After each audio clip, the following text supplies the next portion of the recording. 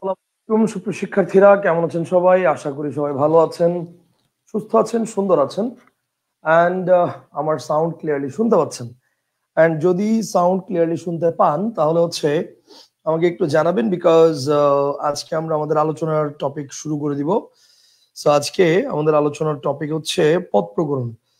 আমরা আজকে আলোচনার টপিকে চলে যাব। ওকে, সো আপনাদের সাথে এই সপ্তাহের প্রথম ক্লাসে আপনাদের সাথে দেখা হচ্ছে। আশা করি সবাই ভালো আছেন। আমি একটু চেক করে নিই যে সাউন্ড এবং ভিডিও কি ঠিক আছে কিনা। ওকে, ঠিক আছে, সাউন্ড এবং ভিডিও ঠিক আছে। এক মিনিট, আমি একটু সময়কে মেনশন করে নিই। আমি একটু ক্লাসটাতে সময়কে মেনশন করে নিই। ওয়েট।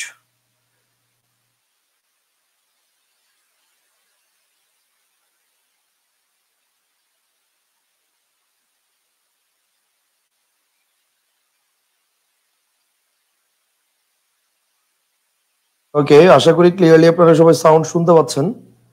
তারপরে একটু জানাবেন আমাকে।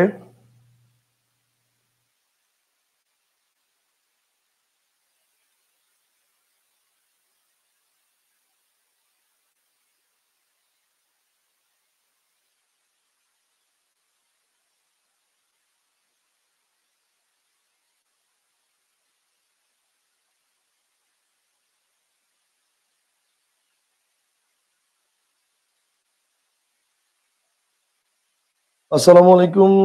ওকে, আচ্ছা, আশা করি ক্লিয়ারলি শুনতে পাচ্ছেন। আমিও আশা করি শুনতে পাচ্ছি আপনাদের কথা এবং দেখতেও পাচ্ছি। ঠিক আছে, ক্লিয়ার আছে সবকিছু। ওকে, ফাইন। ঠিক আছে, তাহলে যেহেতু সবকিছু ঠিক আছে, আমরা আমাদের আলোচনা শুরু করি। ও, আগে বলেন পরীক্ষা কেমন হলো? পরীক্ষা কেমন দিলেন আগে এটা বলেন। পরীক্ষা কেমন হলো? পরীক্ষা কেমন দিলেন? হুম, পরীক্ষা কেমন হলো? পরীক্ষা কেমন দিয়েছেন আগে এটা বলেন। পরীক্ষা দিয়েছেন কেমন, এটা আগে বলেন। পরীক্ষা ভালো হয়েছে? আচ্ছা স্যার, ক্লিয়ার আছে, আলহামদুলিল্লাহ আলহামদুলিল্লাহ। ওকে, ফাইন।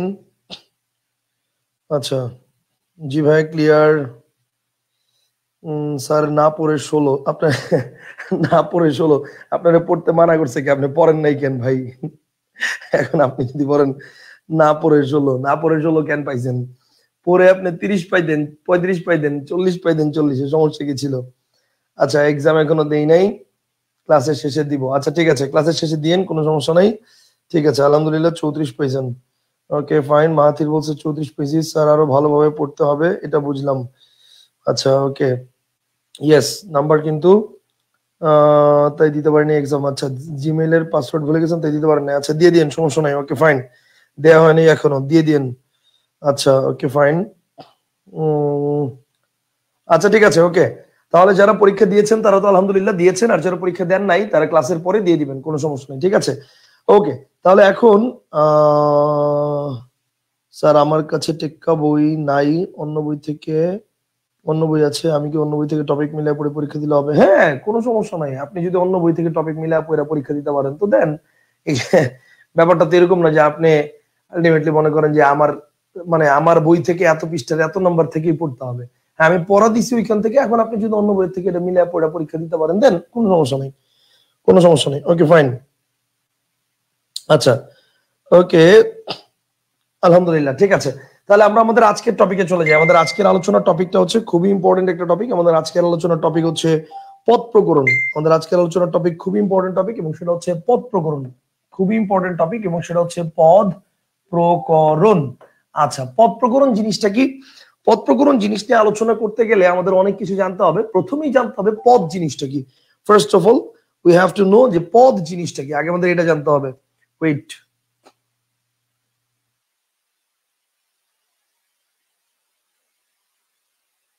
ওকে, ফাইন, ঠিক আছে। তাহলে ফার্স্ট অফ অল আমাদের এটা জানতে হবে, সেটা হচ্ছে পদ জিনিসটা কি। পদ যদি আমরা জানি, তারপর হচ্ছে আমরা পদের প্রকরণের ভিতরে চলে যাব। ঠিক আছে, আমরা আজকে হচ্ছে প্রথমত পদের মানে বেসিক নিয়ে আলোচনা করব, তারপর আলোচনা করব হচ্ছে পদের দুইটা প্রকারভেদ নিয়ে, একটা হচ্ছে বিশেষ্য এবং একটা ক্রিয়াপদ। এই দুইটা নিয়ে আজকের ক্লাসে আমরা আলোচনা করব। প্রথমে বেসিক, প্রথমে কিছু বেসিক, সেই বেসিক গুলো নিয়ে আলোচনা করব। ঠিক আছে, ওকে, ফাইন। আসেন তাহলে পদ প্রকরণের ব্যাপারটা কি আমরা একটু দেখি।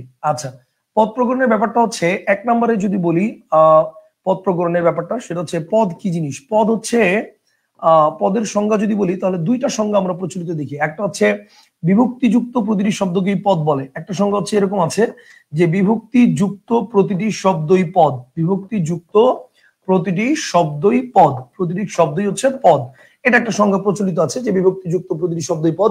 আরেকটা সংজ্ঞা প্রচলিত আছে সেটা হচ্ছে বাক্যের অন্তর্গত প্রতিটি শব্দই পদ। বাক্যের অন্তর্গত প্রতিটি শব্দই পদ, এই দুইটা সংজ্ঞা প্রচলিত আছে। বাক্যের অন্তর্গত প্রতিটি শব্দই পদ। এখন প্রশ্ন হচ্ছে ভাইয়া আমাদের পরীক্ষার হলে যদি রিটেন কোশ্চেন আসে তাহলে সেক্ষেত্রে আমরা কোনটা দাগাবো? মানে বা ধরেন এমসিকিউ তে দুইটাই আছে, পদ কাকে বলে, বিভক্তিযুক্ত প্রতিটি শব্দই পদ এটাও আছে, বাক্যের অন্তর্গত প্রতিটি শব্দই পদ এটাও আছে। তাহলে এই ক্ষেত্রে আমরা কোনটাকে বেশি প্রেফারেবল মনে করবো বা কোনটাকে দাগানো উচিত? সেক্ষেত্রে রিটেনের ক্ষেত্রে এটা লিখবেন আর কোশ্চেন অপশন এমসিকিউ হলে এটা দাগাবেন। কথা বুঝতে পারছেন? অর্থাৎ বাক্যের অন্তর্গত প্রতিটি শব্দকে পদ বলে, এটা বেশি পারফেক্ট। এখন প্রশ্ন হচ্ছে ভাই কেন কেন এটা বেশি পারফেক্ট? এবার আসেন কেন এটা বেশি পারফেক্ট, এইটা হচ্ছে আমরা একটু উত্তর করি যে কেন এটা বেশি পারফেক্ট। আসেন আমি আপনাকে একটা উত্তর মানে একটা বাক্য দিই। ধরেন আমি বললাম যে আমি ভাত খাই, একটা সিম্পল বাক্য যে আমি ভাত খাই, একদম সিম্পল বাক্য, আমি ভাত খাই। এই পুরোটা কি একটা বাক্য না? এই বাক্যের অন্তর্গত অনেকগুলো পদ রয়েছে, মানে অনেকগুলো শব্দ রয়েছে। এই শব্দগুলোকে আপনি কি মানে এই শব্দগুলোর কোনোটার সাথে কি বিভক্তিযুক্ত আছে? উত্তর হচ্ছে না, বিভক্তিযুক্ত নাই। এখন আপনি বলতে পারেন কেন স্যার, শূন্য বিভক্তি আছে তো। এই জায়গাটাই হচ্ছে প্রবলেম। দেখেন শূন্য বিভক্তি আছে কিন্তু শূন্য বিভক্তি যুক্ত নাই। কথাটা বুঝছেন? শূন্য বিভক্তি আছে কিন্তু শূন্য বিভক্তি যুক্ত নাই। আমি তো অস্বীকার করিনি এখানে শূন্য বিভক্তি নাই, এখানে অবশ্যই শূন্য বিভক্তি আছে কিন্তু শূন্য বিভক্তি যুক্ত নাই। মানে ব্যাপারটা হচ্ছে এরকম, অন্য কোনো বিভক্তি যুক্ত না থাকলে ধরে নেওয়া হয় সেখানে শূন্য বিভক্তি আছে, কিন্তু আমার সংজ্ঞাটা হচ্ছে বিভক্তি যুক্ত প্রতিটি শব্দই পদ। এখন আমার এখানে তো কোনো বিভক্তি যুক্ত নাই, এটাকে আমরা বেশি প্রেফারেবল মনে করব যে বাক্যের অন্তর্গত প্রতিটি শব্দই পদ। কথা কি বুঝতে পারছেন? অর্থাৎ অনেকগুলো শব্দ পাশাপাশি বসে মানে যখন হচ্ছে একটা বাক্য হয় আর সেই বাক্যের অন্তর্গত প্রতিটা শব্দকে তখন বলে পদ, তখন সেগুলোকে শব্দ বলে না। আশা করি আমি জিনিসটা বুঝতে পারছি। কনসেপ্টটা কি ক্লিয়ার? এই জিনিসটা কি বুঝতে পারছেন? পুরোপুরি কি বুঝছেন? আমাকে একটু জানান পুরোপুরি কি জিনিসটা বুঝছেন। আমাকে একটু জানান জিনিসটা কি পুরোপুরি বুঝছেন কিনা, জিনিসটা কি ক্লিয়ার, পুরোপুরি কি বুঝছেন? ভাই অফ টপিকের কিছু প্রশ্ন ছিল, আসিফ আহমেদ বলছে। আসিফ ভাই অফ টপিকের প্রশ্ন ক্লাসের শেষে জিজ্ঞেস করবেন, কোনো সমস্যা নাই, বলে দিব। আচ্ছা ভাইয়া জিনিসগুলো এখন যেটুকু বুঝাইছি সেইটুকু ক্লিয়ার কিনা, এখন যেটুকু বুঝাইছি সেইটুকু ক্লিয়ার কিনা সেটা একটু বলেন আমাকে। এখন যতটুকু বুঝাচ্ছি সেইটুকু ক্লিয়ার? সেইটুকু ক্লিয়ার? সবাই ক্লিয়ার? আলহামদুলিল্লাহ clear clear clear clear clear, very good, ঠিক আছে। আচ্ছা রফিক ভাই বলছে না ক্লিয়ার না। রফিক ভাই আমি আরেকবার সিম্পলি বলে দিচ্ছি, পদের দুইটা সংজ্ঞা প্রচলিত আছে, বিভক্তি যুক্ত প্রতিটি শব্দই পদ এটাও কারেক্ট, বাক্যের অন্তর্গত প্রতিটি শব্দই পদ এটাও কারেক্ট। তবে দুইটার মধ্যে যদি মানে যদি বলে কোনটা প্রেফারেবল কোনটা বা কোনটা দাগানো উচিত, তখন আপনি বাক্যের অন্তর্গত প্রতিটি শব্দই পদ এটাকে দাগাবেন, ঠিক আছে? তো এটাকে কেন দাগাবেন? কারণ দেখেন যে আমি ভাত খাই একটা বাক্য, এই বাক্যের অন্তর্গত প্রতিটা শব্দ, এই যে আমি ভাত এবং খাই, এই প্রত্যেকটা এক একটা পদ, কিন্তু দেখেন এদের সাথে কোনো বিভক্তি যুক্ত নাই। এখন প্রশ্ন হচ্ছে ভাই বিভক্তি যুক্ত নাই কিন্তু বিভক্তি আছে, ব্যাপারটা হচ্ছে এইটা, বিভক্তি যুক্ত নাই কিন্তু বিভক্তি আছে। ওকে, কোন বিভক্তি? শূন্য বিভক্তি আছে। তো অন্য কোনো বিভক্তি যুক্ত না থাকলে সেখানে শূন্য বিভক্তি আছে ধরে নেওয়া হয়, কিন্তু এই জন্য শূন্য বিভক্তিকে এখানে কাউন্ট করা যাবে না। আশা করি বুঝতে পারছি। Okay fine. হামিম বলছে স্যার ইংরেজি পার্টস অফ স্পিচ দিয়ে কি পদ প্রকরণ শেখা যাবে? উত্তর হচ্ছে না, কারণ ইংরেজি পার্টস অফ স্পিচের সাথে বাংলা পার্টস অফ স্পিচের অনেক জায়গায় কিছু ডিফারেন্ট আছে, যেমন বিশেষ্যর মধ্যেও ডিফারেন্ট আছে বা সর্বনামের মধ্যেও কিছু ডিফারেন্ট আছে, অব্যয়ের মধ্যেও কিছু ডিফারেন্ট আছে। দ্যাট ইজ ওয়াই আমরা ওইভাবে পড়বো না। কথা বুঝতে পারছেন? ওকে ফাইন, আমরা একটু পরে দেখবেন, দেখতে গেলে একটু পরে বুঝবেন যে কোন কোন জায়গায় মানে ইয়া আছে, প্রবলেম আছে। এখন পদ জিনিসটা কি সেটা তো বুঝে গেলাম। এখন যদি বলে যে পদ কত প্রকার, যদি প্রশ্ন করা হয় যে পদ কত প্রকার, এখন ভালো করে খেয়াল করেন, যদি প্রশ্ন করা হয় পদ কত প্রকার, কারেক্ট আনসার হচ্ছে দুই প্রকার। পদ কয় প্রকার? দুই প্রকার। দুই প্রকার কি কি? একটা হচ্ছে সব্যয় পদ এবং একটা হচ্ছে অব্যয় পদ। একটা সব্যয় পদ আর একটা কি বলেন? একটা হচ্ছে সব্যয় পদ আর একটা হচ্ছে অব্যয় পদ। ঠিক আছে? যদি বলে পদ কয় প্রকার? দুই প্রকার, একটা হচ্ছে সব্যয় পদ আর একটা হচ্ছে অব্যয় পদ। এখন যদি বলে সব্যয় পদ কত প্রকার, যদি প্রশ্ন করা হয় সব্যয় পদ কত প্রকার, তাহলে খেয়াল করেন সব্যয় পদ এটা হচ্ছে আবার চার প্রকার। এটা হচ্ছে চার প্রকার কি কি? একটা হচ্ছে বিশেষ্য, একটা হচ্ছে বিশেষণ, একটা হচ্ছে বিশেষণ এবং একটা হচ্ছে সর্বনাম, একটা হচ্ছে সর্বনাম এবং একটা হচ্ছে ক্রিয়া। তাহলে পদ কয় প্রকার প্রশ্ন করলে উত্তর হচ্ছে দুই প্রকার, একটা হচ্ছে সব্যয় এবং অব্যয়, আবার এই সব্যয় পদ কয় প্রকার, এটা হচ্ছে 4 প্রকার, বিশেষ্য, বিশেষণ, সর্বনাম, ক্রিয়া। আচ্ছা, এখন এখানে কথাটা কোথায় ভালো করে খেয়াল করেন, এখানে প্যাচটা কোথায়? প্যাচটা হচ্ছে যদি প্রশ্ন করে পদ কয় প্রকার তাহলে 2 প্রকার, যদি কোশ্চেন করে পদ মোট কয় প্রকার তাহলে কারেক্ট আনসার কিন্তু 5 প্রকার, বিশেষ্য, বিশেষণ, সর্বনাম, অব্যয়, ক্রিয়া, মোট 5 প্রকার। তাহলে যদি প্রশ্ন করে পদ কয় প্রকার, কারেক্ট আনসার হচ্ছে 2 প্রকার, কারেক্ট আনসার হচ্ছে 2 প্রকার। আর যদি প্রশ্ন করে পদ মোট কয় প্রকার, পদ মোট কয় প্রকার, তাহলে কারেক্ট আনসার হচ্ছে 5 প্রকার, কারেক্ট আনসার হচ্ছে 5 প্রকার। এখন প্যাচ যেখানে সেটা বলি, প্যাচ হচ্ছে এই যে ইনফরমেশন গুলো যেটা আমরা দেখলাম এতক্ষণ, এইটা হচ্ছে অ্যাকর্ডিং টু 2020 পর্যন্ত বাংলাদেশে প্রচলিত যে বাংলা ব্যাকরণ বই ছিল সেই বাংলা ব্যাকরণ বই অনুযায়ী পদ প্রকরণের প্রকার হচ্ছে এইটা। কিন্তু বর্তমানে 2021 সালের পরে 2021 সালের পরে বাংলা ব্যাকরণ বইতে পদ প্রকরণকে ডিরেক্ট বলা হয়েছে 8 প্রকার। ডিরেক্ট বলা হয়েছে কয় প্রকার বলেন? পদ 8 প্রকার। ডিরেক্ট কথা বুঝতে পারছেন? পদ 8 প্রকার। 8 প্রকার কি কি? আসেন, 1 নম্বর হচ্ছে বিশেষ্য, 1 নম্বর হচ্ছে বিশেষ্য, 2 নম্বর হচ্ছে বিশেষণ, 2 নম্বর হচ্ছে বিশেষণ, 3 নম্বর হচ্ছে সর্বনাম, 3 নম্বর হচ্ছে সর্বনাম। আচ্ছা, 4 নম্বর হচ্ছে ক্রিয়া, 4 নম্বর হচ্ছে ক্রিয়া, 4 নম্বর হচ্ছে ক্রিয়া, 5 নম্বর হচ্ছে ক্রিয়া বিশেষণ, 5 নম্বর হচ্ছে ক্রিয়া বিশেষণ, ক্রিয়া বিশেষণ। আচ্ছা, 6 নম্বর হচ্ছে আবেগ, 6 নম্বর হচ্ছে আবেগ, 7 নম্বর হচ্ছে যোজক, 7 নম্বর হচ্ছে যোজক এবং 8 নম্বর হচ্ছে অনুসর্গ। আবেগ, যোজক এবং অনুসর্গ, কথা বুঝতে পারছেন? আবেগ, যোজক এবং অনুসর্গ। ওকে, ফাইন। এখন ব্যাপারটা হচ্ছে 1 নম্বর হচ্ছে বিশেষ্য, 2 নম্বর বিশেষণ, 3 নম্বর সর্বনাম, 4 নম্বর ক্রিয়া, 5 নম্বর ক্রিয়া বিশেষণ, 6 নম্বর আবেগ, 7 নম্বর যোজক, 8 নম্বর অনুসর্গ। তো পদ কয় প্রকার? পদ হচ্ছে 8 প্রকার। এটা হচ্ছে according to the grammar book of class 9-10 version 2020, একদম আপডেট যে বই সেই বই অনুসারে। এখন প্রশ্ন হচ্ছে ভাই, তাহলে এখন যদি পরীক্ষার হলে প্রশ্ন আসে যে পদ কয় প্রকার, তাহলে আমরা আসলে দিব কয় প্রকার? আমরা কি এটা 2 প্রকার দেখাবো, না 5 প্রকার দেখাবো, না 8 প্রকার দেখাবো? এইটা হচ্ছে আমাদের একটা প্রশ্ন। তো এখন ব্যাপারটা হচ্ছে বাংলা একাডেমির আমরা যদি প্রমিত বাংলা ভাষার ব্যাকরণ অভিধান যেটা রয়েছে সেটা যদি দেখি, সেখানে দেওয়া আছে পদ হচ্ছে 8 প্রকার। সেখানে দেওয়া আছে পদ কয় প্রকার বলেন? 8 প্রকার। তাহলে পদ যেহেতু 8 প্রকার, বুঝছেন, সেখানে দেওয়া আছে পদ হচ্ছে 8 প্রকার। তাহলে পদ যেহেতু 8 প্রকার, সুতরাং যদি প্রশ্ন করা হয় যে পদ কয় প্রকার, আমরা 8 প্রকারই দাগাবো। যেহেতু বাংলা একাডেমির প্রমিত বাংলা ভাষার ব্যাকরণ অভিধানে দেওয়া আছে 8 প্রকার এবং সেই 8 প্রকার হচ্ছে এই অনুসারে দেওয়া আছে, কথা বুঝতে পারছেন? সেই জন্য 8 প্রকার দাগানোটাই উত্তম। তবে যদি অপশনে 8 প্রকার না থাকে, ইন দ্যাট কেস দাগাবেন হচ্ছে 2 প্রকার, কথা বুঝতে পারছেন? আর যদি বলে পদ মোট কয় প্রকার, সেক্ষেত্রেও কারেক্ট আনসার দাগাবেন 8 প্রকার। আর যদি 8 প্রকার অপশনে না থাকে, তাহলে তখন দাগাবেন কারেক্ট আনসার 5 প্রকার। মানে মোট কথা 8 অপশনে থাকলে তখন প্রশ্নে যাই বলুক, পদের মোট বলুক আর পদ বলুক, কারেক্ট আনসার 8 প্রকার, যদি 8 অপশনে থাকে। আর যদি 8 অপশনে না থাকে, তাহলে দেখতে হবে মানে পদ কয় প্রকার নাকি পদ মোট কয় প্রকার, কোনটা চাইছে। যদি পদ কয় প্রকার চায় তাহলে 2 প্রকার, পদ মোট কয় প্রকার চাইলে 5 প্রকার, যদি 8 অপশনে না থাকে। আমি কি বুঝতে পারছি? কোশ্চেনটা কি ক্লিয়ার? আমার পয়েন্টটা কি বুঝতে পারছেন?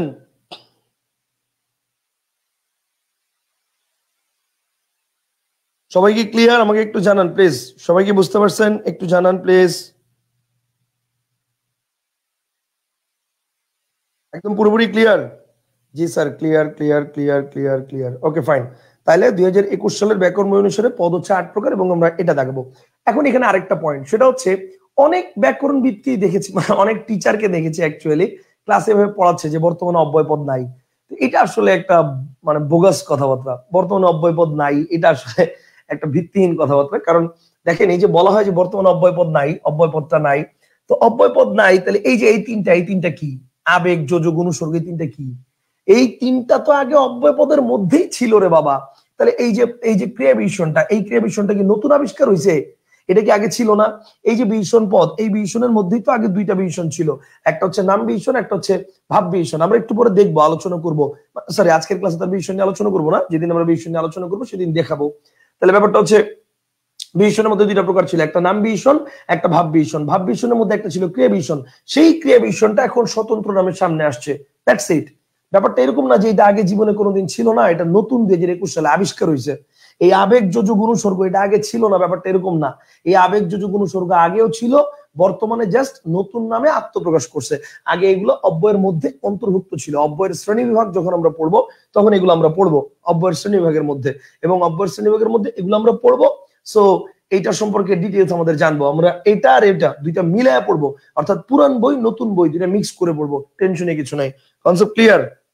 আশা করি বুঝিতে পারছি, আশা করি বুঝিতে পারছি। Okay fine. মাহিন চৌধুরী ভাই বলছে ভাই প্যাচ লাগছে। প্যাচ লাগার কিছু নাই, একটা সিম্পল বিষয়। যদি বলে পদ কয় প্রকার, মানে যদি বলে মানে পদের প্রকার আসছে কোশ্চেনে, যদি বলে তাহলে অপশন দেখবেন 8 আছে কিনা। 8 থাকলে 8 প্রকার, শেষ, বেস্ট অ্যান্সার। ওইখানে পদ মোট বলছে না পদ কত প্রকার বলছে কিছু দেখার দরকার নেই, খালি প্রকার ভেদ জিজ্ঞেস করছে তাহলে পদ 8 প্রকার। আর যদি 8 অপশনে না থাকে তখন দেখতে হবে পদ মোট বলছে না শুধু পদ বলছে। যদি বলে মোট তাহলে দিবেন 5, যদি বলে 5 নাই শুধু পদ কয় প্রকার তাহলে হচ্ছে 2 প্রকার। That's it. Okay fine. কি বলছে স্যার? 20 আর 21 জীবন ধ্বংস করে দিছে। মানে 2020 সাল আর 2021 সালের ব্যাকরণ বই জীবন ধ্বংস করে দিছে। আচ্ছা, এই জন্য আমি আসলে 2020-21 কোনোটাকে পড়তে বলি না। আমি আসলে এই জন্য দুইটা মিক্স করে সবসময় বলি যে ভাই বাংলা একাডেমির আধুনিক বাংলা অভিধানটা পড়বেন, বা আধুনিক বাংলা অভিধান অনুসারে আমাদের যে বইগুলো লেখা হয়েছে ধ্রুব বা অন্বেষণ, এই অন্বেষণ বা ধ্রুব বইগুলোকে ফলো করবেন ব্যাকরণের জন্য। বুঝতে পারছেন? আচ্ছা, রফিক ভাই বলছে তাহলে এক্সামের ক্ষেত্রে 2021 সালেরটা ফলো করতে হবে। রফিক ভাই আমি কিন্তু একবারও বলি না এক্সামের ক্ষেত্রে 2021 সালের বই ফলো করবেন। আমি বলছি এক্সামের ক্ষেত্রে এই পোর্শনের ক্ষেত্রে, এই ক্ষেত্রে আপনারা দেখাবেন হচ্ছে মানে পদ 8 প্রকার, এইটা কথা বুঝতে পারছেন। আমি কিন্তু একবারও বলি না যে এক্সামে সবসময় 2021 সালের বই ফলো করবেন। কারণ সমাসের ক্ষেত্রে আপনি দেখবেন আমি কিন্তু সেই আগের নিয়মেই পড়াবো। সমাসের ক্ষেত্রে আমি কিন্তু আবার পড়াবো সমাস 6 প্রকার। 2021 সালের বইতে কিন্তু বলছে সমাস 4 প্রকার। এটা কিন্তু আমি আবার 2021 সালের নিয়মে পড়াবো না। আমি কিন্তু সমাস ঠিকই সেই আগের বই অনুসারে 6 প্রকারই পড়াবো, কারণ বাংলা একাডেমির অভিধানে আছে সমাস 6 প্রকার। সেই জন্য এক্সামে আসলে না 2020 অনুসারে দাগাবেন না 2021 অনুসারে দাগাবেন। এক্সামে আসলে ধ্রুব বা অন্বেষণ অনুসারে দাগাবেন। ধ্রুবতে যা আছে বা অন্বেষণ যা আছে সেই অনুসারে দাগাবেন, বা ক্লাসে যা পড়াইছি সেই অনুসারে দাগাবেন। শেষ, সহজ কথা। কথা কি বুঝতে পারছেন? যেটা যেভাবে পড়াচ্ছি সেটা সেইভাবে দাগাবেন। এটা 2020 না 21 এটা দেখার দরকার নাই। কথা কি ক্লিয়ার? Okay fine. আদি হাসান ভাই ক্লাসগুলো রেগুলার নিলে ভালো হতো। উত্তর হচ্ছে ক্লাস রেগুলার নিতে পারবো না ভাই, সিম্পল হিসাব। ক্লাস রেগুলার নিতে পারবো না, কারণ আমি ক্লাস 3 দিন থাকি ঢাকার বাইরে। এই 3 দিন আমি ক্লাস নিতে পারবো না, বাকি 4 দিনের মধ্যে 3 দিন ক্লাস নিব। এটা তো ভাই আমি তো আমার ভর্তির ইয়ার মধ্যেই দেওয়া আছে। আমি তো ক্লাস রেগুলার নিব না। আর ক্লাস রেগুলার নিলে 1 মাসের মধ্যে আপনার কোর্স শেষ হয়ে যাবে। 1 মাসের মধ্যে কোর্স শেষ করবেন কি আপনি? কোনো দরকার আছে? মানে 2 মাস ধরে ক্লাস করেন, এত তাড়াতাড়ি ক্লাস শেষ করে কি করবেন? Okay fine. আর যদি খুব তাড়া থাকে তাহলে আগের ব্যাচের রেকর্ড ক্লাসে জয়েন করে দিব, কোনো সমস্যা নেই। পার্সোনালি ইনবক্স করেন, আমি আগের ব্যাচের রেকর্ড ক্লাসে জয়েন করে দিব। বেশি তাড়া থাকলে যে ভাই আমার কালকের মধ্যে সব শেষ করা দরকার, তাও আগের ব্যাচের রেকর্ড ক্লাসে জয়েন করে দিব, কোনো সমস্যা নেই। কথা বুঝতে পারছেন? ওকে ভাইয়া, পাঠ্য বইয়ের এই মতবাদ নিয়ে ভীষণ ঝামেলা আছে। বাংলা আগে তেমন পড়া হয়নি, এখন মনে হয় না পড়েই ভালো হয়েছে। সমস্যা নাই, না পড়ে ভালো হয়েছে কোনো ব্যাপার না। এখন পড়েন, এখন যেভাবে বলতেছে এইভাবে পড়েন, তাহলেই হবে, কোনো সমস্যা নাই। আচ্ছা ওকে ফাইন, তাহলে এই পর্যন্ত ক্লিয়ার হয়ে গেছে আমাদের। এখন আজকে তাহলে আমরা কি নিয়ে আলোচনা করবো? আজকে প্রথমত আমরা আলোচনা করবো হচ্ছে বিশেষ্য পদ নিয়ে। আজকে প্রথমত আমরা আলোচনা করবো হচ্ছে বিশেষ্য পদ নিয়ে। এখন আসেন বিশেষ্য পদ কত প্রকার, ওকে, বা বিশেষ্য পদ জিনিসটা কি। প্রথমেই কথা হচ্ছে বিশেষ্য পদ জিনিসটা কি। সিম্পল ভাবে যদি বলি যে কোনো নাম, দ্যাটস ইট। যে কোনো নাম, এটাই হচ্ছে বিশেষ্য পদ। যে কোনো নাম বুঝালে সেটাই হচ্ছে বিশেষ্য পদ। যে কোনো নাম বুঝাবে সেটা হচ্ছে বিশেষ্য পদ। যে কোনো নাম বুঝালে সেটা কি, সেটা হচ্ছে বিশেষ্য পদ। এটা হতে পারে কোনো ব্যক্তির নাম, কোনো মাছের নাম, কোনো গাছের নাম, কোনো এলাকার নাম, কোনো দেশের নাম, কোনো কোচিং এর নাম, কোনো মানুষের নাম, কোনো মাছের নাম, ইত্যাদি ইত্যাদি ইত্যাদি। যে কোনো কিছু হতে পারে। যে কোনো কিছুর নাম বুঝালে সেটা হচ্ছে কি, সেটা হচ্ছে বিশেষ্য পদ হবে। ঠিক আছে, এখন আসেনি বিশেষ্য পদ কত প্রকার। বিশেষ্য পদ কত প্রকার, এই যে এটা নিয়েও কিন্তু একটা ইনফরমেশন, খুব জোস একটা ইনফরমেশন আছে। সেটা কি দেখেন, বিশেষ্য পদ কত প্রকার। According to the grammar book of class 9-10 version 2020, 2020 সাল অনুসারে। নতুন বইয়েরটা অনুসারে ঠিক আছে, বাট আমি যেটা বলতে চাচ্ছি ক্লাস 9-10 এর ব্যাকরণ বই অনুসারে বিশেষ্য পদ 6 প্রকার। 9-10 এর ব্যাকরণ বই অনুসারে বিশেষ্য পদ কয় প্রকার বলেন? 6 প্রকার। কিন্তু আপনি কি জানেন ক্লাস 8 এর বোর্ড বইয়ে বিশেষ্য পদ দেওয়া আছে 4 প্রকার। ক্লাস 8 এর বোর্ড বই বিশেষ্য পদ দেওয়া আছে 4 প্রকার। আমি নতুন ক্লাস 8 এর নতুন কারিকুলামের বোর্ড বই দেখি নাই, বাট আমার মানে গত বছর পর্যন্ত যে বইটা দেওয়া ছিল আমার কাছে, সেই বইতে ক্লাস 8 এর বোর্ড বইতে বিশেষ্য পদ দেওয়া ছিল 4 প্রকার। তাহলে এবার বলেন, একটা ছেলে ক্লাস 8 এ বিশেষ্য পদ পড়তেছে 4 প্রকার, 9 8 এ পড়তেছে 6 প্রকার, তার মানে আলটিমেটলি কি সে ক্লাস 8 এ ভুল পড়ছে নাকি ক্লাস 9 8 এ সে ভুল শিখতেছে? উত্তর হচ্ছে আসলে সে ক্লাস 8 এ যতটুকু শিখছে, তার যতটুকু দরকার ছিল ততটুকু শিখছে। ব্যাপারটা এমন না সে কম শিখছে। কথা বুঝতে পারছেন? ক্লাস 9-এ উঠা তার যতটুকু দরকার আছে সে ততটুকু শিখতেছে, তার বিশেষ্য পদ এখন পুরোটা জানা দরকার, সে পুরোটা জানতেছে। এখন প্রশ্ন হচ্ছে ভাই তাহলে কি আমরা ক্লাস 9-10 ব্যাকরণ বইটাকে ফলো করতেছি? উত্তর হচ্ছে না। বাংলা একাডেমির অভিধানে বিশেষ্য পদ 6 প্রকার দেওয়া আছে, এই জন্য ক্লাসে আজকে আমি আপনাদেরকে 6 প্রকারই পড়াবো। যদি বিশেষ্য পদ ক্লাস বাংলা একাডেমির অভিধানে 14 প্রকার থাকতো, আমি আপনাকে 14 প্রকারই পড়াইতাম। আমি কি বুঝতে পারছি কথাগুলা? সহজ কথা হচ্ছে বাংলা একাডেমির প্রমিত বাংলা ভাষার ব্যাকরণ অভিধানটাকে আমরা একটু বেশি প্রেফার করব। আশা করি বুঝতে পারছেন। Okay fine. এইবার আসেন, তাহলে এবার বিশেষ্য পদ 6 প্রকার যে আছে, এই 6 প্রকারগুলো কি কি আছে এইগুলো একটু অ্যানালাইসিস করি, খেয়াল করেন।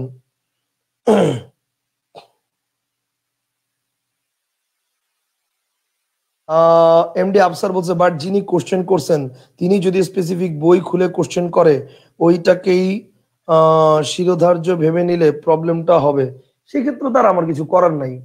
সেক্ষেত্রে আমার কিছু করার নাই। এখন ভাই আমি মনে করেন আমি জানি যেটা সত্য, যে আমি জানি এটা ভুল, আলটিমেটলি এটা ভুল জিনিসটা তো আমি আপনারা পড়াইতে পারি না। আমি ভুলটা বলে দিছি, এখন ভাই আপনার দায়িত্ব। এখন বাংলাদেশের প্রেক্ষাপটে আপনি তো আর বলতে পারেন না যে কোন পরীক্ষার রেজাল্ট এর পরে ওই পরীক্ষার হল থেকে বা পরীক্ষার প্রতিষ্ঠান থেকে সলিউশন দেওয়া হয়। ঢাকা বিশ্ববিদ্যালয়ে ভর্তি পরীক্ষার পরে তারা সলিউশন দেয় না, ওই সলিউশন গুলো পাওয়া যায় আমার মতো কোনো টিচার বা যারা বই লিখছে সেই সকল প্রকাশনী থেকে সলিউশন পাওয়া যায়। ঢাকা বিশ্ববিদ্যালয়ের ওয়েবসাইটে কোনো সলিউশন পাওয়া যায় না, ঠিক না? বা কোনো বিশ্ববিদ্যালয়ের ওয়েবসাইটে সলিউশন পাওয়া যায় না। ঠিক একইভাবে কোনো প্রতিষ্ঠান পিএসসি বলেন, বিসিএস পরীক্ষা নেয় যারা, বা কোনো ব্যাংক সেক্টর বলেন, বা সরকারি মানে পিএসসির আন্ডারে ইয়াতে নন ক্যাডার জব যেগুলো আছে, এগুলোর পরীক্ষা যখন হয় তখন কি পিএসসি থেকে কোনো প্রশ্নের উত্তর দেওয়া হয় না? উত্তরগুলো দেয় মনে করেন অভিযাত্রী গ্রুপ বা অগ্রদূত গ্রুপ বা জয়কলি গ্রুপ বা আমার মতো কোনো প্রকাশনী বা হচ্ছে মনে করেন প্রফেসরস। তাহলে আলটিমেটলি তারা যে বইটা দিক মানে তারা তো তাদের মতো করে উত্তর দিবে। এখন পিএসসি কোন উত্তর নিছে এটা তো আসলে কেউ জানে না, জানে? নো ওয়ান নোজ, কেউ জানে না। এখন পিএসসি যদি উত্তর দিত তাইলে আর এগুলো নিয়ে কোনো কনফিউশন থাকতো না। ঢাকা বিশ্ববিদ্যালয় যদি উত্তর দিত এগুলো নিয়ে কনফিউশন থাকতো না। কথা বুঝতে পারছেন না? এখন যেহেতু উত্তর দেয় না, আলটিমেটলি এটা নিয়ে কনফিউশন ছিল, আছে, থাকবে। আমার কথা বুঝতে পারছেন? ছিল, আছে, থাকবে, কিছু করার নাই। এখন আমি ভাই যতটুকু জানি, যতটুকু সত্য, যতটুকু বাংলা একাডেমির অভিধানে আছে প্রেক্ষাপটে, সেটা আমি আপনাদেরকে পড়াই। Okay fine.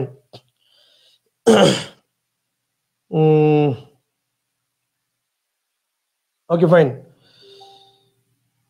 আচ্ছা এবার আসেন, তাহলে ব্যাপারটা হচ্ছে বিশেষ্য 6 প্রকার। এখন 6 প্রকার কি কি আছে আমরা একটু একটা করে আলোচনা করবো। আসেন, 1 নম্বরে কি আছে?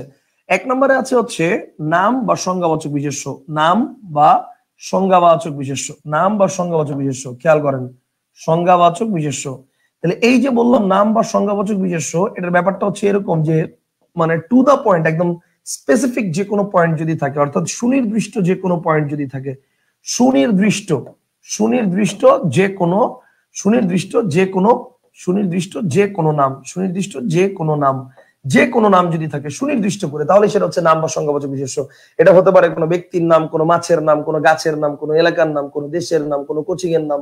যেমন হতে পারে মনে করেন মানুষ, যেমন আমি বলি শাওন, রফিক, আব্দুল, কুদ্দুস, জব্বার, যে কোনো নাম হতে পারে মানুষের নাম। যদি বলি রুই, কাতলা, ইলিশ, তাহলে এগুলো কি? এগুলো হচ্ছে কোনো মাছের নাম। যদি বলি পদ্মা, মেঘনা, যমুনা, এগুলা কি? কোনো নদীর নাম। যদি বলি বাংলাদেশ, ইউরোপ, অস্ট্রেলিয়া, আমেরিকা, দেশের নাম। যদি বলি ঢাকা, বরিশাল, সিলেট, চিটাগাং, রংপুর, বিভাগের নাম বা জেলার নাম। মানে মোট কথা হচ্ছে স্পেসিফিক ভাবে সুনির্দিষ্ট করে কোনো নাম থাকবে, দ্যাট ইজ ওয়াই সেটা হচ্ছে নাম বুঝাবে। কনসেপ্টটা কি ক্লিয়ার? সেটা হচ্ছে বিশেষ্য বা নাম বা সংজ্ঞাবাচক বিশেষ্য বুঝাবে।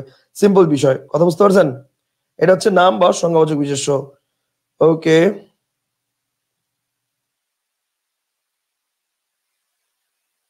আচ্ছা আমাকে একটু জানান তো, আমি যে ক্লাস করাচ্ছি কোন জায়গায় কি আটকে যাচ্ছে সাউন্ডে বা ভিডিওতে?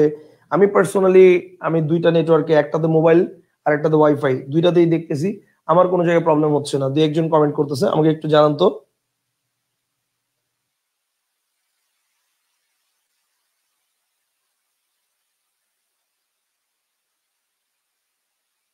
সাউন্ডে কি কোনো প্রবলেম হচ্ছে? দেখেন,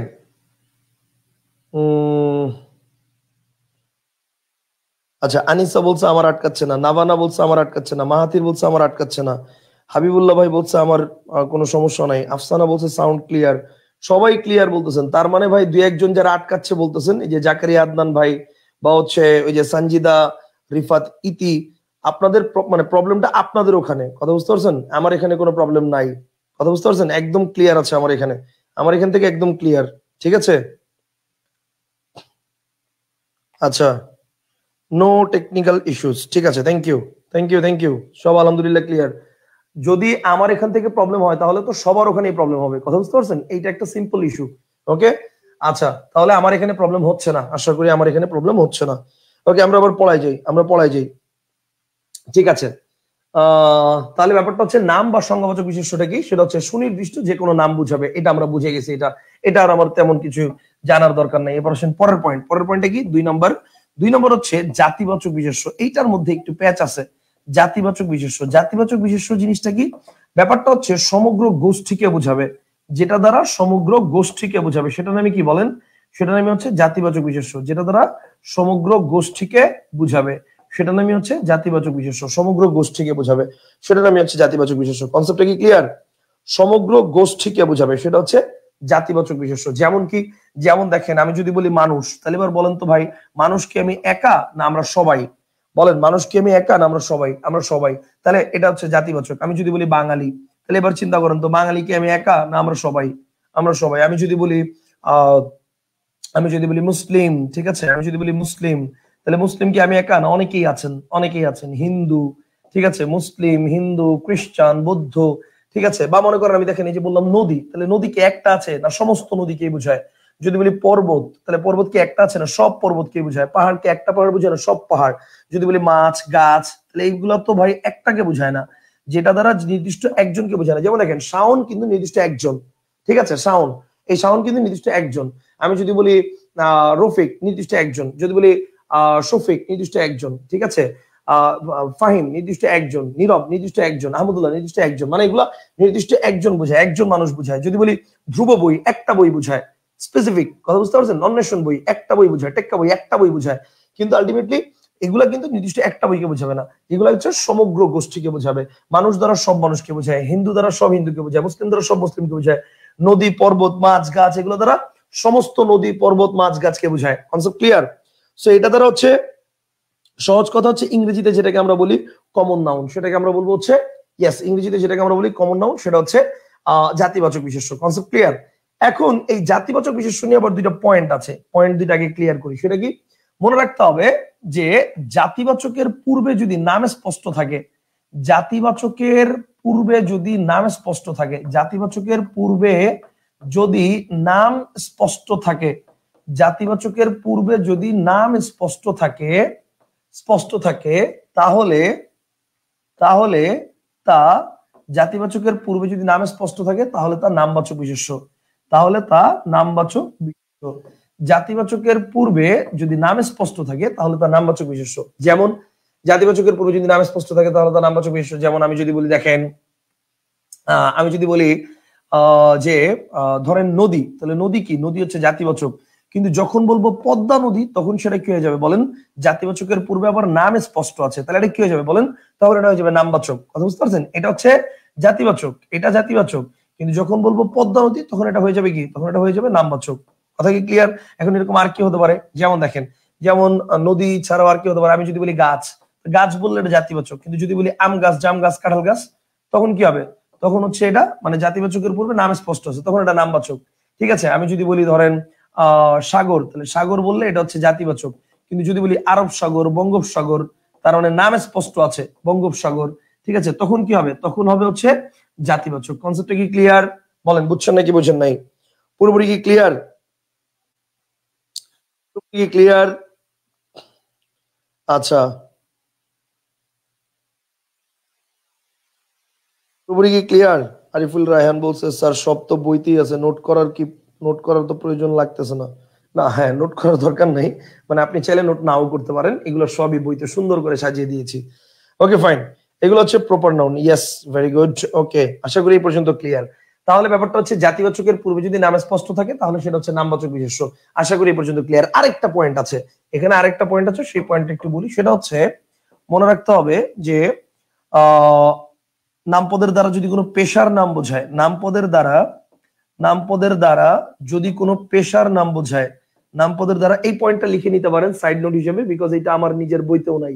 লিখেন, নামপদের দ্বারা যদি কোনো পেশার নাম বোঝায়, যদি কোনো পেশার নাম বোঝায়, নামপদের দ্বারা যদি কোনো পেশার নাম বোঝায়, পেশার নাম বোঝায়, নামপদের দ্বারা যদি কোনো পেশার নাম বোঝায়, তাহলে তাহলে নামপদের দ্বারা যদি কোনো পেশার নাম বোঝায় তাহলে তা জাতিবাচক। পেশার নাম বোঝায় তাহলে তা হচ্ছে পেশার নাম বুঝালে তা হচ্ছে সরি, নামপদের দ্বারা যদি কোনো পেশার নাম বোঝায় তাহলে সেটা হচ্ছে নামবাচক, সেটা হচ্ছে নামবাচক। নামবাচক তবে তবে পেশাদারের নাম বোঝালে, তবে পেশাদারের নাম বোঝালে, পেশাদারের নাম বোঝালে, দারের নাম বোঝালে, নাম বুঝালে তা জাতিবাচক হবে। পেশাদারের নাম বুঝালে তা জাতিবাচক হবে। কথা বুঝতে পারছেন? তা জাতিবাচক হবে। আমি ব্যাপারটা আরেকবার বলছি, নামপদের দ্বারা যদি কোনো পেশার নাম বুঝায় সেটা হচ্ছে নামবাচক, কিন্তু পেশাদারের নাম বুঝালে সেটা কি হবে? সেটা হচ্ছে জাতিবাচক। যেমন দেখেন শিক্ষক, শিক্ষক কি পেশা না পেশাদার? বলেন, শিক্ষক কি পেশাদার না? তাহলে পেশাদার হলে সেটা কি হবে? জাতিবাচক। এখন চিন্তা করেন, শিক্ষক কি আমি একা আছি না অনেক আছে? অনেক আছে, সেটা জাতিবাচক। কিন্তু শিক্ষকের কাজটা কি? শিক্ষকতা। তাহলে এটা হচ্ছে পেশার নাম, সেটা হচ্ছে নামবাচক। আমি কি বুঝতে পারছি? আবার বলছি, ব্যাপারটা আমি ক্লিয়ার করে দিই, খেয়াল করেন। এই যে নামপদের দ্বারা যদি কোনো পেশার নাম বোঝায় সেটা হচ্ছে নামবাচক। পেশার নাম বোঝালে সেটা কি হবে? যদি কোনো পেশার নাম বোঝায়, পেশার নাম বোঝালে সেটা হচ্ছে নামবাচক। ওকে, পেশার নাম বোঝালে সেটা নামবাচক। কিন্তু যদি পেশাদারের নাম বোঝায়, পেশাদার, তাহলে সেটা হচ্ছে জাতিবাচক। পেশাদার বোঝালে সেটা কি হবে? সেটা হচ্ছে জাতিবাচক। কনসেপ্টটা কি ক্লিয়ার? যেমন যেমন দেখেন, আমি যদি বলি লোকটি সৎ, তাহলে সৎ হচ্ছে কি? সরি, যদি বলি শিক্ষক, তাহলে এবার খেয়াল করেন, শিক্ষক হচ্ছে পেশাদার, এটা জাতিবাচক।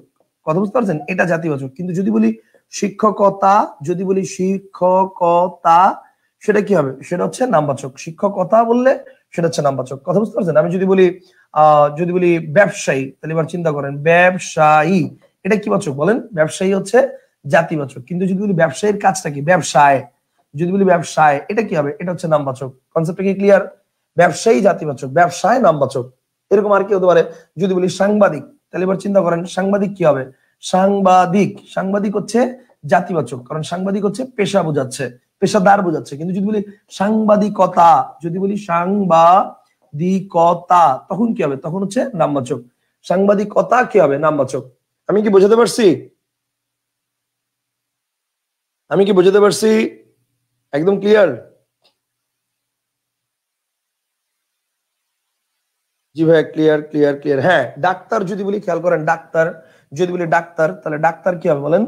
ডাক্তার হচ্ছে জাতিবাচক, ডাক্তার হচ্ছে জাতিবাচক, ঠিক আছে। আর যদি বলি ডাক্তারি, জাতিবাচক। আর যদি বলি ডাক্তারি, তাহলে কি হবে?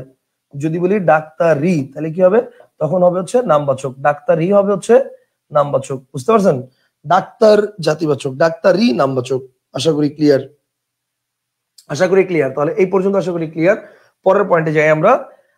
জাতিবাচকের যে পয়েন্ট সেটা আমরা ক্লিয়ার করেছি। জাতিবাচক নিয়ে আশা করি নামপদ বলতে কি বোঝায়? ওই যে যেটা দিয়ে বিশেষ্য বিশেষণ, এই যে এগুলোই সব নামপদ। এই যে এটাই নামপদ, এটা নামপদ, এটা নামপদ, এটা নামপদ, এটা নামপদ, এটা নামপদ, এটা নামপদ। মানে শব্দটাকে নামপদ বলা হয়, যেই শব্দটা দ্বারা বিশেষ্য বুঝাবে। বিশেষ্য বা সর্বনামকে কি বলা হয়? নামপদ বলা হয়। বুঝতে পারছেন?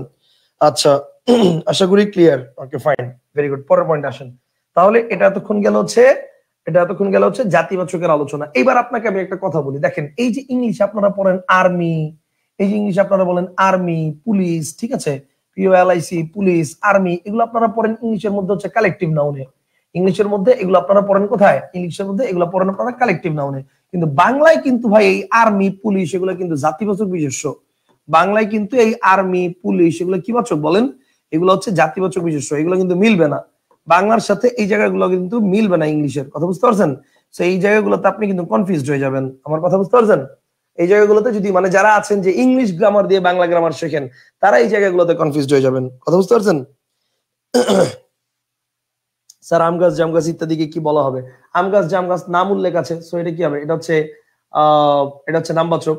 আম গাছ, জাম গাছ নামবাচক। কথা বুঝতে পারছেন? ওকে স্যার, এক্সাম কতক্ষণ পর্যন্ত দেওয়া যাবে? অনন্তকাল পর্যন্ত দেওয়া যাবে, যতক্ষণ পর্যন্ত গুগল লিংক এটা ইনভ্যালিড না হয়ে যায়, মানে যুগ যুগের পর, তাহলে ততক্ষণ পর্যন্ত এক্সাম দেওয়া যাবে, কোনো সমস্যা নেই, প্যারা নেই। কথা বুঝতে পারছেন? এক্সামের কোনো লিমিটেশনস নেই। ওকে, ফাইন,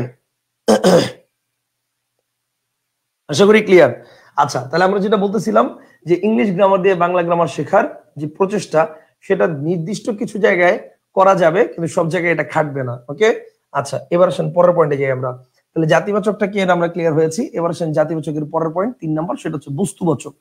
এবার আসেন বস্তুবাচক জিনিসটা কি। ওকে, বস্তুবাচকের ব্যাপারটা হচ্ছে ভালো করে খেয়াল করতে হবে। হ্যাঁ, বস্তুবাচক জিনিসটা কি? বস্তুবাচকের ব্যাপারটা হচ্ছে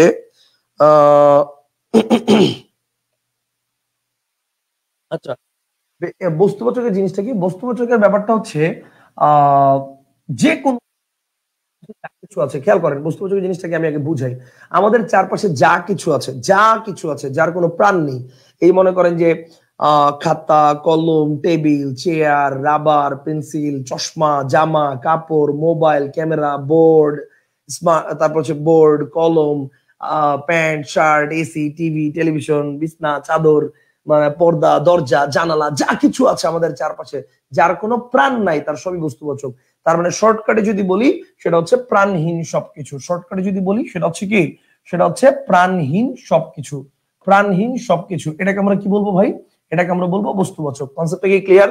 প্রাণহীন সবকিছু, সব বস্তুবাচক। ঠিক আছে, যা আছে আমাদের চারপাশে সব বস্তুবাচক। কিন্তু দেখেন এইখানেও কিন্তু ইংলিশের সাথে বাংলা মিলবে না, এইখানেও ইংলিশের সাথে বাংলা মিলবে না। যেমন কি ইংলিশে আমি যদি ভুল না করে থাকি, কার এটাকে আপনারা বলেন কমন নাউন, এবং বুক এটাকে আপনারা বলেন কমন নাউন। ঠিক আছে, কার, বুক, ইংলিশে এটাকে আপনারা এটাকে বলেন কমন নাউন, আমি যদি ভুল না করে থাকি কমন নাউন। ঠিক আছে, কিন্তু যদি বলি যে পার্টস অফ কার, যদি বলি পার্টস অফ কার, ঠিক আছে, পার্টস অফ কার, বা যদি বলি পেজ অফ বুক, ঠিক আছে, পেজ অফ বুক, যদি বলি পেজ অফ বুক, তাহলে সেটাকে আপনারা বলেন হচ্ছে ম্যাটেরিয়াল নাউন। সেটাকে আপনারা বলেন হচ্ছে ম্যাটেরিয়াল নাউন ইংলিশের ক্ষেত্রে। বাট বাংলার ক্ষেত্রে কিন্তু রে না রে ভাই, বাংলার ক্ষেত্রে এগুলা সব বস্তুবাচক। বাংলার ক্ষেত্রে এগুলো সব বস্তুবাচক। কথা বুঝতে পারছেন? বাংলার ক্ষেত্রে এগুলো সব ম্যাটেরিয়াল নাউন। ইংলিশের ক্ষেত্রে আপনারা কিন্তু কার, বুক এগুলাকে আপনারা বলেন কমন নাউন। ঠিক আছে, but page of book, parts of car এগুলাকে আপনারা বলেন হচ্ছে ম্যাটেরিয়াল নাউন, মানে বস্তুবাচক। কিন্তু বাংলার ক্ষেত্রে এগুলো সব বস্তুবাচক। প্রাণ নাই মানেই বস্তুবাচক, সে সহজ কথা। প্রাণহীন সবকিছু বস্তুবাচক। কনসেপ্টটা কি ক্লিয়ার? প্রাণহীন সবকিছু বস্তুবাচক। আমি কি বুঝতে পারছি?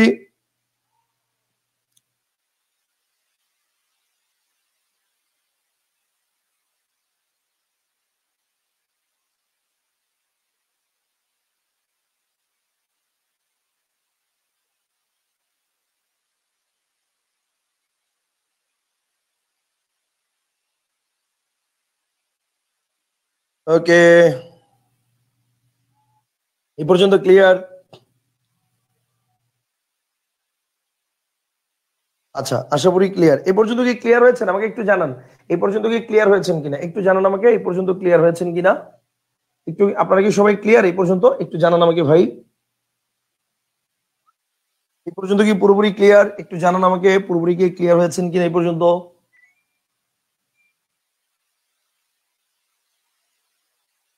জি স্যার, জি স্যার, জি স্যার, জি sir, clear clear clear. Okay fine, thank you. ঠিক আছে, এই পর্যন্ত যেহেতু ক্লিয়ার হয়েছেন, এইবার আমি আপনাকে এই যে 3টা পয়েন্ট আপনি পড়লেন, অর্থাৎ নামবাচক বিশেষ্য বা বস্তুবাচক বিশেষ্য বা জাতিবাচক বিশেষ্য, এই 3টা পয়েন্ট থেকে আমি আপনাকে কিছু জিনিস একটু শেখাবো, বা কিছু জিনিস একটু ডাউট ক্লিয়ার করে দিচ্ছি, যেটা নিয়ে আপনার পরবর্তীতে ঝামেলা হতে পারে। এবং সেটা কি? সেটা হচ্ছে দেখেন, আপনাকে যদি প্রশ্ন করি নদী কোন বাচক, তাহলে কিন্তু আপনি সহজে উত্তর দিতে পারবেন এটা হচ্ছে জাতিবাচক। কারণ নদী দ্বারা কি বোঝাচ্ছে? সমস্ত নদীকে বোঝাচ্ছে, সেটা হচ্ছে জাতিবাচক বিশেষ্য। ঠিক আছে, নদী দ্বারা সমস্ত নদীকে বোঝাচ্ছে, এটা জাতিবাচক বিশেষ্য। এখন যদি বলি পদ্মা নদী, তার মানে কি নাম স্পেসিফিক করে দিছে, তাই না? পদ্মা নদী নাম স্পেসিফিক করে দিছে যে পদ্মা নদী, তাহলে এটা কি বাচক বলেন তো? এটা হচ্ছে পদ্মা নদী হচ্ছে নামবাচক। কেন নামবাচক? কারণ নাম স্পেসিফিক করে দিছে। ঠিক আছে, পদ্মা নদী হচ্ছে নামবাচক, আর এটা হচ্ছে জাতিবাচক। এখন পদ্মা নদী হচ্ছে নামবাচক আর এটা হচ্ছে জাতিবাচক। এখন প্যাচটা কোথায়? প্যাচটা হচ্ছে প্যাচটা হচ্ছে পদ্মা নদী জাতিবাচক, সরি নদী জাতিবাচক আর পদ্মা নদী নামবাচক। প্যাচটা হচ্ছে দেখেন, প্যাচটা হচ্ছে আমার হাতে একটা কলম আছে, মার্কার, আমার হাতে একটা মার্কার আছে, তাহলে মার্কার কোন বাচক? মার্কার হচ্ছে বস্তুবাচক, কারণ এটার প্রাণ নাই, মার্কার বস্তুবাচক, ঠিক না? মার্কার এটার প্রাণ নাই, সো এটা বস্তুবাচক। Okay fine. এখন আমি যদি বলি যে এই মার্কারটার নাম হচ্ছে মেটাডোর মার্কার ধরেন, তাহলে মেটাডোর মার্কার, ঠিক আছে, মেটা মার্কার। ওকে ফাইন। তাহলে এই যে বললাম মেটা মার্কার, তাহলে এটা কি বলেন তো? এই যে বললাম মেটা মার্কার, তাহলে এটা হচ্ছে বস্তু, এটা হচ্ছে নামবাচক, কারণ কি নাম উল্লেখ আছে, এই যে নাম স্পষ্ট উল্লেখ আছে, মেটাডোর মার্কার। সো নাম স্পষ্ট উল্লেখ আছে বিধায় এটাকে আমরা কি বলবো? এটাকে আমরা বলবো হচ্ছে নাম স্পষ্ট উল্লেখ আছে বিধায় এটাকে আমরা বলবো হচ্ছে বস্তুবাচক, সরি নামবাচক। এখন কথা হচ্ছে এইটার মধ্যে নাম স্পষ্ট উল্লেখ আছে দেখে নামবাচক, এবং এটার মধ্যে নাম স্পষ্ট উল্লেখ আছে দেখে নামবাচক। এই দুইটা পুরোপুরি ক্লিয়ার, বুঝে নিলাম। কিন্তু প্রশ্ন হচ্ছে এইটা যদি জাতিবাচক হয়, নদী যদি জাতিবাচক হয়, তাহলে মার্কারও তো জাতিবাচক হওয়ার কথা, কারণ মার্কার দ্বারাও তো সমস্ত মার্কার কে বুঝাইছে, তাই না? হ্যাঁ, এখন আপনি যদি বলেন যে মানে প্রথমে তো মার্কার দিয়ে সমস্ত মার্কার কে বুঝায়, তারপর শোনা বুঝায় যে এটা কি ম্যাটাডোর মার্কার নাকি ফেভার ক্যাসেল মার্কার নাকি হোয়াইট বোর্ড মার্কার না পার্মানেন্ট মার্কার, ঠিক আছে, নাকি মানে কি মার্কার, সেটা তো পরের কথা। আগে তো হচ্ছে মার্কার, তাহলে মার্কার তো সমস্ত মার্কার কি বোঝায়। হ্যাঁ, এখন আপনি যদি বলেন ভাই মার্কারের তো প্রাণ নাই, এই জন্য মার্কার বস্তুবাচক, তাহলে ভাই নদীরও তো প্রাণ নাই, তাহলে নদী কেন বস্তুবাচক হলো না, নদী কেন জাতিবাচক হলো, এটা হচ্ছে প্রশ্ন। কথা বুঝতে পারছেন? এই জায়গাটাতে কিন্তু একটা স্টুডেন্টের প্যাচ লেগে যায়। কথা কি ক্লিয়ার? আচ্ছা, আফসার বলছে ভাই আর্মি তো অনেক সোলজারের সমষ্টি, তাহলে সমষ্টিবাচক নয় কেন? ভাই আপনাকে আগেই বলছি, ইংলিশ গ্রামার দিয়ে বাংলা গ্রামারের কিছু জায়গায় চিন্তা করলে হবে না, জোর খাটাইলেও হবে না। এখন আপনি যদি এই লজিক দেন, তাহলে তো আমি এই লজিকে বলতে পারি বাঙালি হচ্ছে অনেকগুলো লোকের সমষ্টি, তাহলে বাঙালি কেন সমষ্টিবাচক হলো না? বাঙালিও তো জাতিবাচক হওয়ার কথা, সরি, বাঙালিও তো সমষ্টিবাচক হওয়ার কথা। কথা বুঝেন নাই? মনে করেন মুসলিম, তো মুসলিম কি আমি একা? পৃথিবীতে কত মুসলিম আছে, তাহলে মুসলিম কি একটা অনেকগুলো লোকের সমষ্টি, তাহলে সেই হিসেবে চিন্তা করলে তো মুসলিম এটাও জাতিবাচক হওয়ার কথা, সরি, সমষ্টিবাচক হওয়ার কথা, কালেকটিভ নাউন হওয়ার কথা। আমার কথা বুঝেন নাই? মোট কথা হচ্ছে এখানে জোরাজোরির কিছু নাই, সহজ কথা। ইংলিশে ভাই আর্মি পুলিশ এগুলা জাতিবাচক না, এগুলা কালেকটিভ। বাংলার ক্ষেত্রে এগুলো ভাই জাতিবাচকে পড়বেন, সহজ কথা। কেন? কারণ এগুলো দ্বারা নির্দিষ্ট জাতি বুঝায়, এগুলো দ্বারা নির্দিষ্ট কি বুঝায়? জাতি বুঝায়, যে হ্যাঁ এরা হচ্ছে পুলিশ জাতি, আলাদা একটা গোষ্ঠী, ঠিক আছে, পুলিশ জাতি আলাদা একটা গোষ্ঠী। তারপর হচ্ছে মনে করেন আর্মি, এটা একটা জাতি, আলাদা একটা গোষ্ঠী। কথা কি ক্লিয়ার? আলাদা গোষ্ঠী। ওকে। আফরোজা সুলতানা বলছেন নদ পুরুষবাচক আর নদী নারীবাচক, এটি কই পাইছেন? নদ পুরুষবাচক আর নদী নারীবাচক এটি পাইছেন কোথায়? তাহলে যেখানে নদ আর নদী মিলিত হয়েছে ওইখানে কি বাচ্চাবাচক? মানে নদ আর নদী যেখানে মিলিত হয়েছে ওখানে কি বাচ্চাবাচক কোন একটা নতুন কিছু তৈরি হয়েছে? মানে নদ আর নদীর মিলন যেখানে হয়েছে ওখান থেকে যে নদীটার উৎপন্ন হয়েছে সেটা কি সন্তানবাচক? এটি কোথায় পাইছেন? নদ পুরুষবাচক আর নদী নারীবাচক। ওকে স্যার, নদ কি আফসার বলছে মার্কারের তো উপাদান, তাই বস্তুবাচক। আর্মিটার কথা বললাম বাংলা সমষ্টিবাচকের ডেফিনিশন অনুযায়ী। আচ্ছা বুঝলাম, okay good sir.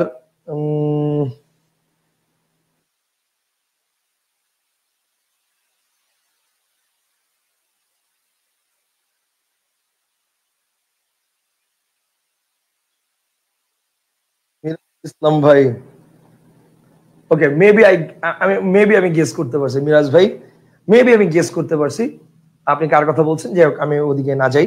Okay fine.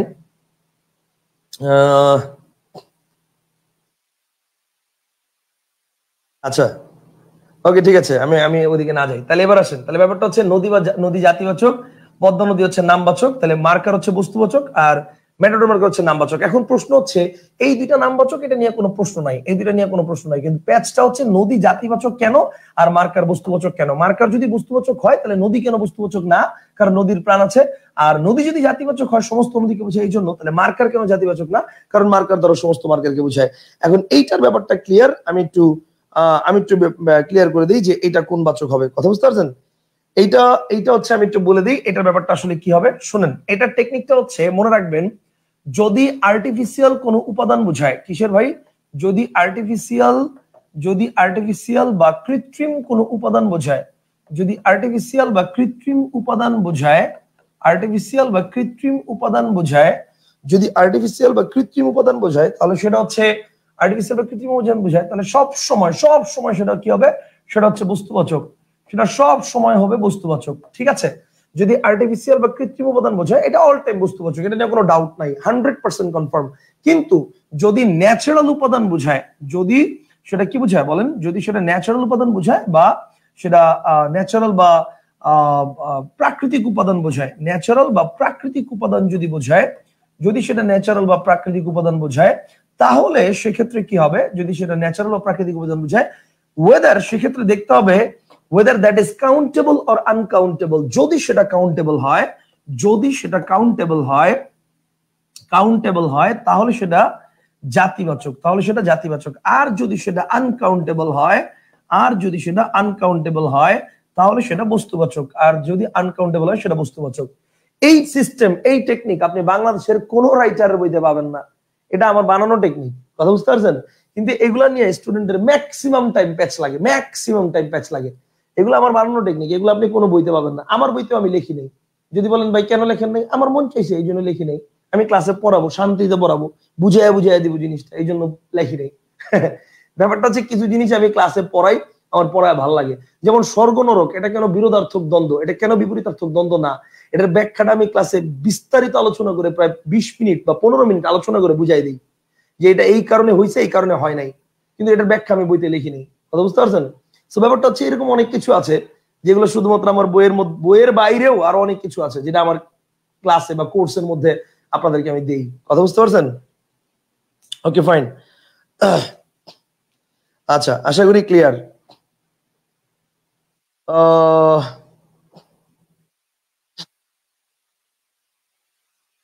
Shakib Raihan কি বলছে? স্যার মোটামুটি সবই তো মানুষের তৈরি। না না না, ওইভাবে চিন্তা করলে হবে না। যা কিছু আছে কৃত্রিম উপাদান সব বস্তুবাচক, আর ন্যাচারাল উপাদান থাকলে যদি কাউন্টেবল হয় জাতিবাচক, আনকাউন্টেবল হলে বস্তুবাচক। এখন দেখেন, আমি যদি বলি ভাই দেখেন সমুদ্র, নদী, বন, মরুভূমি, এগুলো কিন্তু যত বড়ই হোক ইউ ক্যান কাউন্ট দ্যাট, ঠিক আছে? যে দিস ইজ কাউন্টেবল, একটা নদী, 2টা বন, 4টা মরুভূমি, 5টা সমুদ্র, দিস ইজ কাউন্টেবল। বাট আপনি যদি বলেন যে একটা পানি, 2টা আগুন, 4টা বাতাস, 5টা লবণ, 6টা মাটি, এগুলো হয়? এগুলো কখনো কাউন্ট করা যায় না। হ্যাঁ, this is measurable but not countable. দেখেন মেজারেবল আর কাউন্টেবল কিন্তু এক না।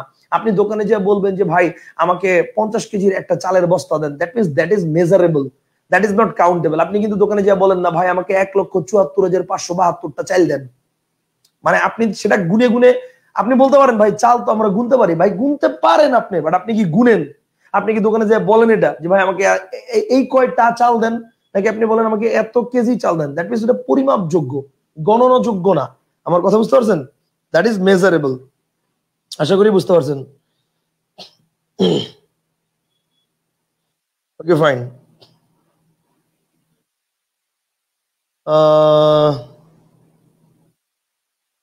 আচ্ছা, তাহলে কাউন্টেবল হচ্ছে জাতিবাচক, আনকাউন্টেবল হচ্ছে বস্তুবাচক। আশা করি জিনিসগুলো ক্লিয়ার। তাহলে এবার দেখি আমাকে বলেন তো, এবার দেখি আপনাকে বলেন তো, দেখি এটা পারেন কিনা। বলেন তো রোবট সোফিয়া এটা কোন বাচক? বলেন তো দেখি পারেন কিনা। রোবট সোফিয়া এটা কোন বাচক? বলেন। রোবট সোফিয়া এটা কোন বাচক? বলেন। রোবট সোফিয়া কোন বাচক? বলেন বলেন। রোবট সোফিয়া এটা কোন বাচক? বলেন। রোবট সোফিয়া এটা কোন বাচক? ঈশান ভাই বলছে ভাইয়া চায়না তো কৃত্রিম উপগ্রহ তৈরি করছে, সেটা কি বস্তুবাচক? 100% বস্তুবাচক। আচ্ছা ওকে, রোবট সোফিয়া, শোভন বলছে বস্তুবাচক, জাকারিয়া বলছে নামবাচক, রুকাইয়া বলছে বস্তুবাচক, আচ্ছা তানভীর বলছে বস্তুবাচক, মইনুর রহমান বলছে বস্তুবাচক, রিয়াজউদ্দিন বলছে বস্তুবাচক, আরিফুল বলছে বস্তুবাচক। যারা বস্তুবাচক বলছেন তারা কিন্তু ধরা খাইছেন। এখন আসেন, আপনারা খালি চিন্তা করতেছেন রোবট নিয়ে, কিন্তু ফ্যাক্টটা খেয়াল করেন নাই রোবটের পরে তার রোবটের নামটাও তো উল্লেখ করা আছে রে ভাই। এই রোবটের তো নামটা উল্লেখ করা আছে, তো তার মানে কি এটা 100% নামবাচক হবে? এটা তো মানে বস্তুবাচক বা জাতিবাচকের ক্ষেত্রে আমার প্রশ্নই আসে না আসার। এটার মধ্যে নাম উল্লেখ আছে, 100% নামবাচক হবে। এটা বস্তুবাচক হবে না, জাতিবাচকও হবে না, কথা বুঝতে পারছেন? আর যদি শুধু বলতাম রোবট তাহলে হয়তো বস্তুবাচক, কথা বুঝতে পারছেন? যদি শুধু বলতাম রোবট তাহলে হয়তো বস্তুবাচক। আশা করি ক্লিয়ার, এ পর্যন্ত আশা করি ক্লিয়ার। পরের পয়েন্টে আসি আমরা। তাহলে 3টা পয়েন্ট আমরা ক্লিয়ার করেছি, নামবাচক, জাতিবাচক, বস্তুবাচক। এরপর আসেন 4 নম্বর পয়েন্ট। 4 নম্বর হচ্ছে সমষ্টিবাচক বিশেষ্য। 4 নম্বর হচ্ছে সমষ্টিবাচক বিশেষ্য। ওকে, এখন চিন্তা করেন সমষ্টিবাচক বিশেষ্যটা কি? সমষ্টিবাচক বিশেষ্য হচ্ছে সিম্পলি যদি বলি সেটা হচ্ছে বহুবচন বুঝাবে। সিম্পলি যদি বলি সেটা হচ্ছে বহুবচন বুঝাবে। বহুবচন বুঝালে সেটা সমষ্টিবাচক বিশেষ্য। সিম্পলি যদি বলি বহুবচন বুঝালে সেটা কি? সমষ্টিবাচক বিশেষ্য। বহুবচন বুঝাবে, বহুবচন বুঝাবে। যেমন যেমন মনে করেন আমি যদি বলি দল, যেমন মনে করেন আমি যদি বলি দল, ঝাঁক, ঠিক আছে? দল, ঝাঁক, মিছিল, মিটিং, দল, ঝাঁক, মিছিল, মিটিং, মিছিল, মিটিং, সভা, ঠিক আছে? সভা, সমিতি, পঞ্চায়েত, সভা, সমিতি, পঞ্চায়েত, ঠিক আছে? দল, ঝাঁক, মিছিল, মিটিং, সভা, সমিতি, পঞ্চায়েত। অর্কেস্ট্রা, ঠিক আছে? অর্কেস্ট্রা, বহর, প্লাটুন, অর্কেস্ট্রা, বহর, প্লাটুন, এগুলো সব হচ্ছে কি বলেন? এগুলো সব হচ্ছে বস্তুবাচক, ঠিক আছে? সরি, এগুলো সব হচ্ছে সমষ্টিবাচক। দল, ঝাঁক, মিছিল, মিটিং, সভা, সমিতি, ঠিক আছে? দল, ঝাঁক, মিছিল, মিটিং, সভা, সমিতি, পঞ্চায়েত, অর্কেস্ট্রা, বহর, প্লাটুন, সালিশ, এগুলো সব হচ্ছে কি? সব হচ্ছে এগুলা সমষ্টিবাচক। এখন প্রশ্ন হচ্ছে ভাই, এগুলোর মধ্যে ম্যাক্সিমাম আপনারা জানেন, দল, ঝাঁক, মিছিল, মিটিং, সভা, সমিতি, এগুলো সবই আপনারা বোঝেন। এগুলা কখনো একজন মানুষকে নিয়ে হয় না, একটা ইউনিট লাগে। দ্যাট ইজ ওয়াই এগুলাকে আমরা বলি সমষ্টিবাচক। এখন দেখেন, এই পঞ্চায়েত জিনিসটা কি? পঞ্চায়েত আর সালিশ একই কথা।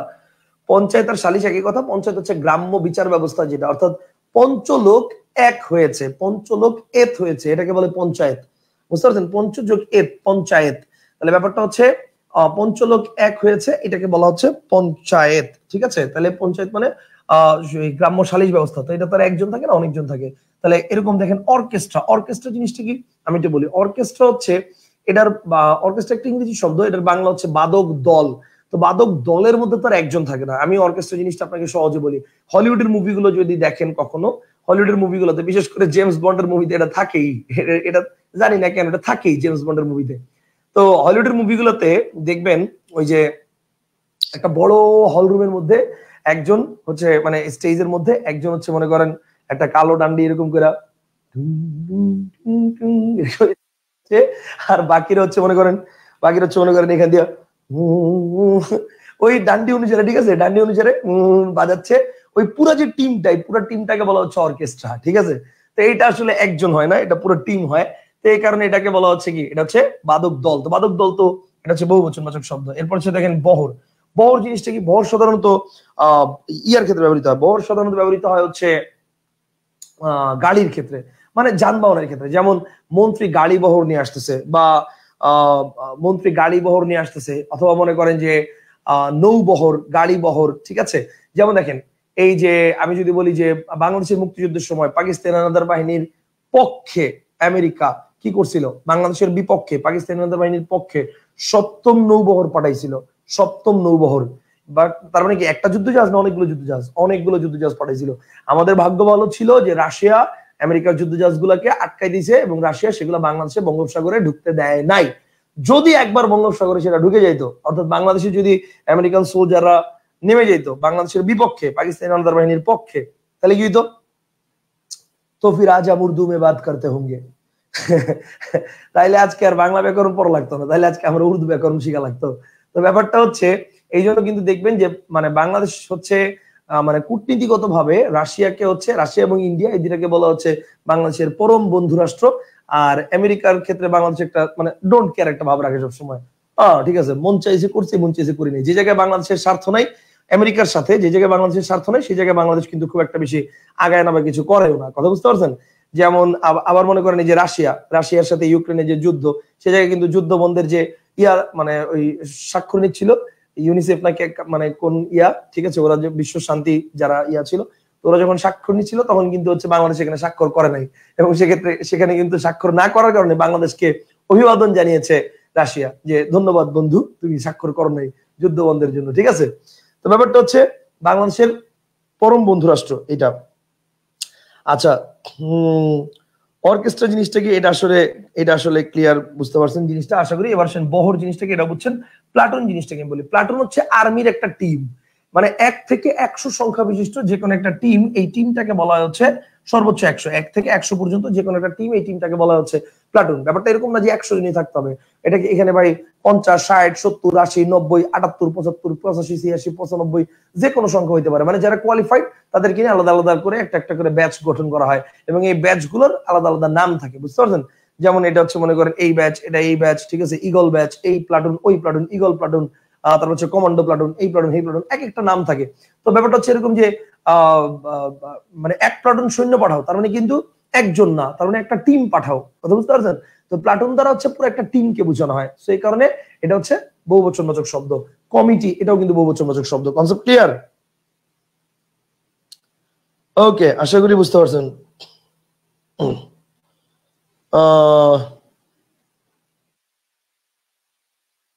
ওকে, ফাইন।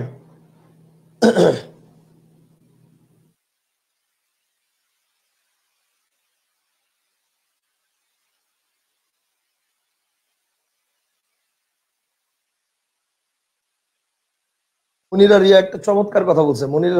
মনিরা বলছে হচ্ছে ফিদেল ক্যাস্ট্রোর একটা উক্তি বলছে মনিরা, এবং সেটা হচ্ছে আমেরিকা যে দেশের বন্ধু রাষ্ট্র তার শত্রুর আর দরকার নাই।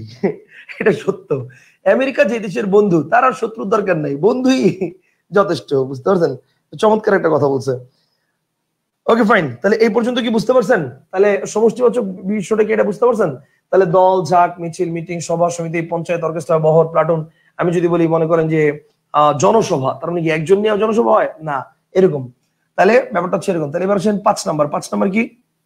5 নাম্বার হচ্ছে গুণবাচক বিশেষ্য। 5 নাম্বার হচ্ছে গুণবাচক বিশেষ্য। এখন আসেন গুণবাচক বিশেষ্যটা কি, ভালো করে খেয়াল করেন। বাংলাদেশের 90% স্টুডেন্ট 90% স্টুডেন্ট গুণবাচক বিশেষ্যর সাথে বিশেষণের প্যাচ লাগায়। কারণ এই যে বিশেষণের মধ্যে আছে দোষ, গুণ, অবস্থা, এবং ওই কারণে বিশেষণের সাথে গুণবাচক বিশেষের প্যাচ লাগায়। আমি কি বুঝতে পারছি? এখন ব্যাপারটাকে একটু ভালো করে খেয়াল করেন। এটা কিন্তু বিশেষ্য, এটা কিন্তু বিশেষণ না। মানে ব্যাপারটা হচ্ছে, ধরেন আমি বললাম লোকটি সৎ, সৎ হচ্ছে অ্যাডজেক্টিভ, বলেন সৎ কি, বলেন অ্যাডজেক্টিভ। কিন্তু যদি বলি লোকটির সততা প্রশংসনীয়, তাহলে সততা হচ্ছে গুণবাচক বিশেষ্য। আমার কথা কি বুঝতে পারছেন? সততা হচ্ছে গুণবাচক বিশেষ্য। মনে করেন আমি যদি বলি যে যদি বলি লোকটি সৎ, সৎ অ্যাডজেক্টিভ, সততা গুণবাচক বিশেষ্য। যদি বলি ব্যাপারটা হচ্ছে এরকম যে মেয়েটি সুন্দর, তাহলে এবার চিন্তা করেন মেয়েটি সুন্দর, তাহলে এই যে সুন্দর, সুন্দর হচ্ছে কি, সুন্দর হচ্ছে অ্যাডজেক্টিভ। কিন্তু যদি বলি মেয়েটির সৌন্দর্য নজর কাড়া, তাহলে সৌন্দর্য এটা কি, এটা হচ্ছে গুণবাচক বিশেষ্য, এটা হচ্ছে গুণবাচক বিশেষ্য। কনসেপ্টটা কি ক্লিয়ার ভাই? মানে ব্যাপারটা হচ্ছে কোন একটা, মনে করেন আমি বললাম মধু খাইতে আমার মিষ্টি লাগে, মিষ্টি হচ্ছে অ্যাডজেক্টিভ। যদি বলি মিষ্টতা, এটা হচ্ছে গুণবাচক বিশেষ্য। যদি বলি করলা খেতে তিতা লাগে, তিতা অ্যাডজেক্টিভ। যদি বলি করলার তিক্ততা আমার ভালো লাগে না, এটা হচ্ছে গুণবাচক বিশেষ্য। মানে মোট কথা হচ্ছে গুণবাচক বিশেষ্যটা হচ্ছে কি থাকবে, গুণবাচক বিশেষ্যটা হচ্ছে বিশেষণের নাম বুঝাবে। এটা কি বুঝাবে বলেন? এটা হচ্ছে বিশেষণের নাম বুঝাবে, বিশেষণের নাম বুঝাবে। কথা বুঝতে পারছেন? বিশেষণের নাম বুঝাবে, গুণবাচক বিশেষ্যটা হচ্ছে এটা। ওকে, যেমন মনে করেন আমি যদি বলি যে সৌন্দর্য, মাধুর্য, তিক্ততা, মিষ্টতা, ঠিক আছে। আমি যদি বলি মনে করেন ছেলেটা তরুণ, তাহলে তরুণ হচ্ছে তার অবস্থা, সো এটা হচ্ছে অ্যাডজেক্টিভ। কিন্তু যদি বলি ছেলেটা তারুণ্যে দীপ্ত, তাহলে তারুণ্য জিনিসটা কি, তারুণ্য হচ্ছে তার এই তরুণ অবস্থার নাম, সো এটা হচ্ছে গুণবাচক বিশেষ্য, এটা হচ্ছে কি গুণবাচক বিশেষ্য। বা আমি যদি বলি লোকটি বৃদ্ধ, তাহলে বৃদ্ধ হচ্ছে কি অ্যাডজেক্টিভ। যদি বলি লোকটি বার্ধক্যে জর্জরিত, তাহলে বার্ধক্য হচ্ছে কি তার গুণবাচক বিশেষ্য। কনসেপ্টটা কি ক্লিয়ার? জিনিসটা কি বুঝতে পারছেন? মিরাজুল ইসলাম বলছে জি স্যার বুঝতে পারছি। Okay very good. কোন গুণের নাম বোঝাবে? হাবিবুল্লাহ হাসিব বলছে কোন গুণের নাম বোঝাবে না ভাই, গুণের নাম বোঝাবে ব্যাপারটা এরকম না, দোষের নামও বুঝাইতে পারে। মানে ব্যাপারটা হচ্ছে দোষ হোক বা গুণ হোক, মানে কোন একটা দোষ, গুণ বা অবস্থা এটার নাম বুঝাবে, সেটা হচ্ছে গুণবাচক বিশেষ্য। কনসেপ্টটা কি ক্লিয়ার? Okay, thank you. আচ্ছা, কি বলছে স্যার? কেমনে বুঝবো ওটার নাম বুঝাইছে? হ্যাঁ বেটা, কেমনে বুঝবি? এই যে দেখেন সৌন্দর্য, সৌন্দর্য হচ্ছে কি সুন্দর অবস্থার নাম, তারুণ্য হচ্ছে কি তরুণ অবস্থার নাম, সততা হচ্ছে কি সৎ অবস্থার নাম। কথা বুঝতে পারছেন? আমি যদি বলি মনে করেন যে জি ভাই ক্লিয়ার। আচ্ছা ওকে ফাইন, বুঝছি, আশা করি বুঝছেন। তাহলে গুণবাচক বিশেষ্যটা কি বুঝছেন? গুণবাচক বিশেষ্যটা হচ্ছে বাংলাদেশের 90% স্টুডেন্ট এগুলো ভুল করে। আর এখন যেটা দেখাবো ভাববাচক বিশেষ্য, এটা আল্লাহর নাম নিয়ে 100% স্টুডেন্ট ভুল করে, একদম 100%। এই যে আমি আপনাকে বলছি 100% স্টুডেন্ট ভুল করে, তার মানে কি আপনার সতর্ক হওয়া উচিত। কিন্তু তারপরেও দেখবেন আপনাকে জিজ্ঞেস করলে আপনি ভুল করবেন, তারপরে আপনাকে জিজ্ঞেস করলে আপনি ভুল করবেন। এটা হচ্ছে আমার কনফিডেন্স আপনাদের প্রতি। কথা বুঝতে পারছেন? বিকজ আমি জানি স্টুডেন্টদেরকে এই জিনিসগুলো ভুল শেখানো হয়েছে। আসেন ব্যাপারটা দেখাই, সেটা হচ্ছে 6 নম্বর ভাববাচক বিশেষ্য। ওকে, ভাববাচক বিশেষ্যটা কি? ভাববাচক বিশেষ্য হচ্ছে ওইটা যেমন হচ্ছে, মানে ভাববাচক বিশেষ্যের পেশটা লাগে হচ্ছে ক্রিয়ার সাথে। কার সাথে পেশ লাগে? ক্রিয়ার সাথে। গুণবাচক বিশেষ্যটা যেমন হচ্ছে মনে করেন বিশেষণের নাম বুঝাবে, ভাববাচক বিশেষ্যটা হচ্ছে কি বুঝাবে বলেন? এটা হচ্ছে ক্রিয়ার নাম বুঝাবে। আচ্ছা, ক্রিয়ার নাম বুঝাবে সেটা আমি পরে বলতেছি, আগে আমি কয়েকটা পদ বলি। এই পদগুলো কোন পদ সেটা আমাকে বলেন তো। দেখা, এটা কোন পদ বলেন তো? এটা বলেন, দেখা এটা কোন পদ বলেন? বলেন, দেখা এটা কোন পদ?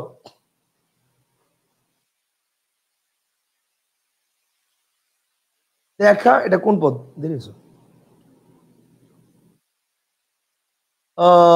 দেখা দেখা দেখা দেখা এটা কোন পদ বলেন? দেখা এটা কোন পদ? আচ্ছা, অলরেডি বলছে ক্রিয়াপদ। আরিফুর রেহান বলছে ভার্ব। ভার্ব ভার্ব, নিশান বলছে ভার্ব, সাইফ বলছে ভার্ব, হাইবুল্লাহ বলছে ভার্ব ভার্ব, ভাববাচক বিশেষ্য verb verb verb. Okay fine. আচ্ছা ওকে, 2-3 জন বলছে ভাববাচক বিশেষ্য, 2-3 জন বলছে, জাকারিয়া বলছে, সাব্বির বলছে, বাট ম্যাক্সিমাম বলছে ক্রিয়া ক্রিয়া ক্রিয়া ক্রিয়া ক্রিয়া। না রে ভাই, দেখা এটা ক্রিয়া না, দেখা এটা নাউন, দেখা এটা noun noun noun noun noun, দেখা এটা নাউন, দেখা এটা ক্রিয়া না। মনে রাখবেন, দেখা ক্রিয়া না, দেখা নাউন, কিন্তু খাওয়া কি বলেন? দেখা এটা হচ্ছে কি, এটা নাউন, কিন্তু খাওয়া কি বলেন? খাওয়া কি বলেন তো দেখি, খাওয়া কি বলেন? দেখা এটা নাউন, কিন্তু খাওয়া কি বলেন? খাওয়া কি, খাওয়া কি, খাওয়া খাওয়া কি হবে, খাওয়া কি হবে? ওকে, তাহলে খাওয়া খাওয়া, হ্যাঁ এইটাকেও আপনারা বলতেছেন খাওয়া হচ্ছে ক্রিয়া। Very good, very good. দেখা হচ্ছে কি, এই যে মনিরারিয়া বলছে খাওয়া হচ্ছে ক্রিয়া, ভেরি গুড। তারপর হচ্ছে সুইটি বলছে ক্রিয়া, তারপর হচ্ছে আশিকুল বলছে ক্রিয়া, শেখর সরকার বলছে ক্রিয়া, তানভীর ভাই বলছে ক্রিয়া, রিয়াজউদ্দিন বলছে ক্রিয়া, মাহাতির বলছে ক্রিয়া। Very good. মনে রাখবেন, দেখা হচ্ছে নাউন, আর খাওয়া হচ্ছে কি, এটাও নাউন। বুঝতে পারছেন? খাওয়া কি ভাই, এটাও নাউন, এটা ভার্ব না। কথা কি বুঝতে পারছেন? এটাও নাউন। আমি বলছিলাম না, এটা নিয়ে মাস্ট পেস লাগে স্টুডেন্টদের। এখন আপনার কাছে মনে হতে পারে ভাই বলেন কি, সারা জীবন তো এগুলার ক্রিয়াই পড়ছি। না, আসলে ক্রিয়া পড়েন নাই। আমি যেভাবে বলছি এটা বলার কারণে আপনার কাছে ক্রিয়া মনে হচ্ছে, আসলে ক্রিয়া পড়েন নাই। ব্যাপারটা হচ্ছে আমি দেখছি, আমি খাচ্ছি, এইটা হচ্ছে ক্রিয়া। বা খেয়েছি, দেখেছি, বা খাবো, বা দেখবো, এটা হচ্ছে ক্রিয়া। কথা বুঝতে পারছেন? কিন্তু দেখা বা খাওয়া এটা নাউন না। আমি একটা বাক্য দিলে জিনিসটা ক্লিয়ার হবেন, ব্যাপারটা ভালো করে খেয়াল করেন। দেখেন, আমি একটা বাক্য দিলে জিনিসটা পুরোপুরি ক্লিয়ার হবেন, ঠিক আছে? যেমন দেখেন, আমি যদি বলি আমার, যদি বলি আমার খাওয়া খাওয়া শেষ হয়েছে, আমার খাওয়া শেষ হয়েছে। এখন দেখেন, এই যে বললাম আমার খাওয়া শেষ হয়েছে, তাহলে খেয়াল করেন, এই যে বললাম আমার খাওয়া শেষ হয়েছে, এখন চিন্তা করেন এই খাওয়াটা কি এখানে ক্রিয়া, না শেষ হয়েছে এইটা ক্রিয়া? বলেন ক্রিয়া কোনটা? শেষ হয়েছে এইটা ক্রিয়া, খাওয়াটা কি? খাওয়াটা হচ্ছে এই জায়গায় নাউন, অর্থাৎ ক্রিয়ার কাজের নাম। আমি কি বুঝতে পারছি? খাওয়াটা হচ্ছে ক্রিয়ার কাজের নাম। আমি কি বুঝতে পারছি? আমি কি বুঝতে পারছি? আশা করি, আশা করি জিনিসটা ক্লিয়ার। ওকে, যেমন দেখেন, আমি যদি বলি আমার টিভি দেখা শেষ হয়েছে, যদি বলি আমার টিভি দেখা শেষ হয়েছে, যদি বলি আমার টিভি দেখা শেষ হয়েছে, আমার টিভি দেখা শেষ হয়েছে, আমার টিভি দেখা শেষ হয়েছে, আমার টিভি দেখা শেষ হয়েছে, তাহলে এখানে কি হবে? এখানে চিন্তা করেন, এখানে কি দেখা ক্রিয়া নাকি শেষ হয়েছে ক্রিয়া?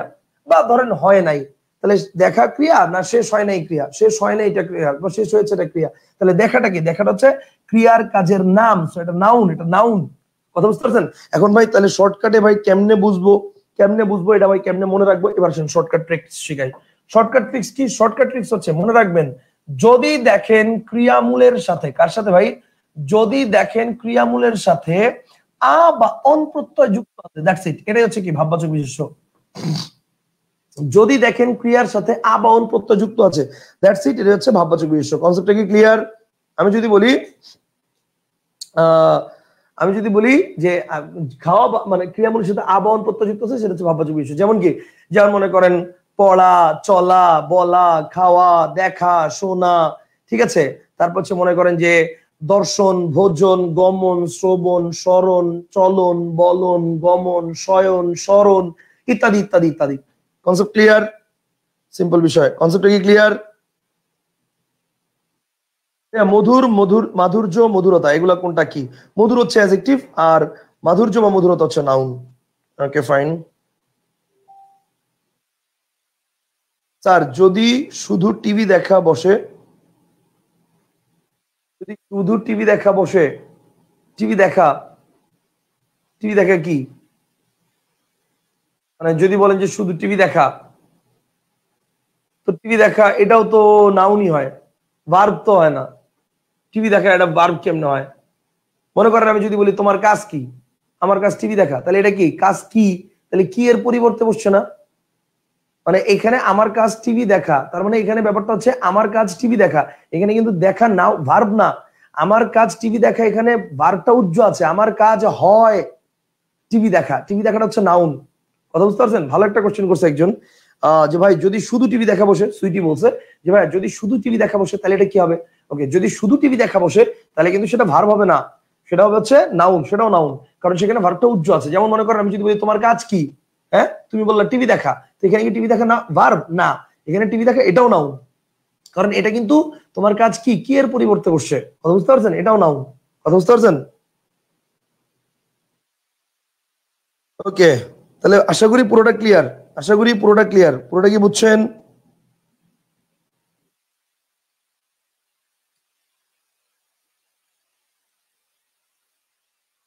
পুরোটা কি ক্লিয়ার? পুরোটা কি ক্লিয়ার? তাহলে ভাববাচক বিশেষ্যটা কি আমি সিম্পলি আরেকবার বলে দেই, সেটা হচ্ছে ক্রিয়ামূলের সাথে আ বা অন প্রত্যয় যুক্ত থাকলে সেটা হচ্ছে ভাববাচক বিশেষ্য। যেমন খাওয়া, চলা, বলা, পড়াশোনা অথবা দর্শন, ভোজন, গমন, শ্রবণ, স্মরণ ইত্যাদি ইত্যাদি ইত্যাদি ইত্যাদি ইত্যাদি। কনসেপ্টটা কি ক্লিয়ার? আশা করি এই পর্যন্ত বুঝতে পারছেন। তার মানে সহজ কথা, হ্যাঁ আমি যদি বলি আমি খাচ্ছি, দেখছি, ঘুমাচ্ছি, খেয়েছি, খাবো, ঠিক আছে, বা খেতাম, খেয়েছিলাম, মানে ওই আ বা অন ছাড়া অন্য যে কোনো ক্রিয়ামূলের সাথে অন্য যে কিছু আছে তাহলে সেটা ক্রিয়া। আপ বা অন থাকলে সেটা হচ্ছে ভাববাচক বিশেষ্য। কনসেপ্টটা কি ক্লিয়ার? বা আ বা অন ছাড়া অন্য কিছু থাকলে সেটা হচ্ছে ভাববাচক বিশেষ্য, সরি সেটা হচ্ছে ক্রিয়া। আশা করি ক্লিয়ার, আশা করি এই পর্যন্ত ক্লিয়ার।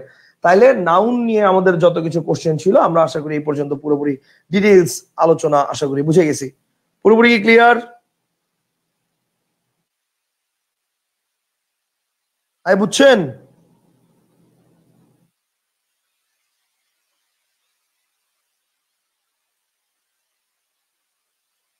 সবাই ক্লিয়ার? আমাকে একটু জানান প্লিজ, আমাকে একটু জানান, একটু জানান আমাকে সবাই ক্লিয়ার কিনা, একটু জানান আমাকে প্লিজ।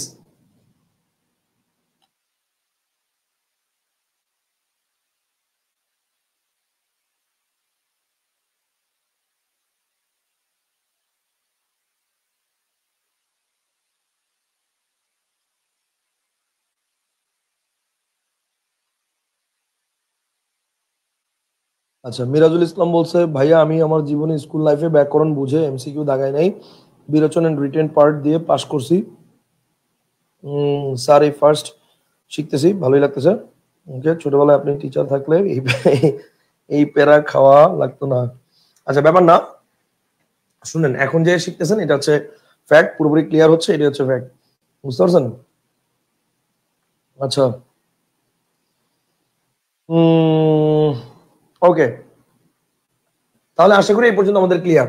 তাহলে বিশেষ্য নিয়ে আমাদের যা প্যাচ ছিল সব ক্লিয়ার করেছি। এবার আসেন আমরা চলে যাব ক্রিয়াপদে। বিশেষ্য নিয়ে আমাদের যত প্যাচ ছিল সব আমাদের ক্লিয়ার। এবার আমরা চলে যাব ক্রিয়াপদে। এখন আসেন ক্রিয়া জিনিসটা কি, এবার আসেন ক্রিয়া জিনিসটা কি। ক্রিয়া ব্যাপারটা হচ্ছে ক্রিয়া ব্যাপারটা হচ্ছে আচ্ছা,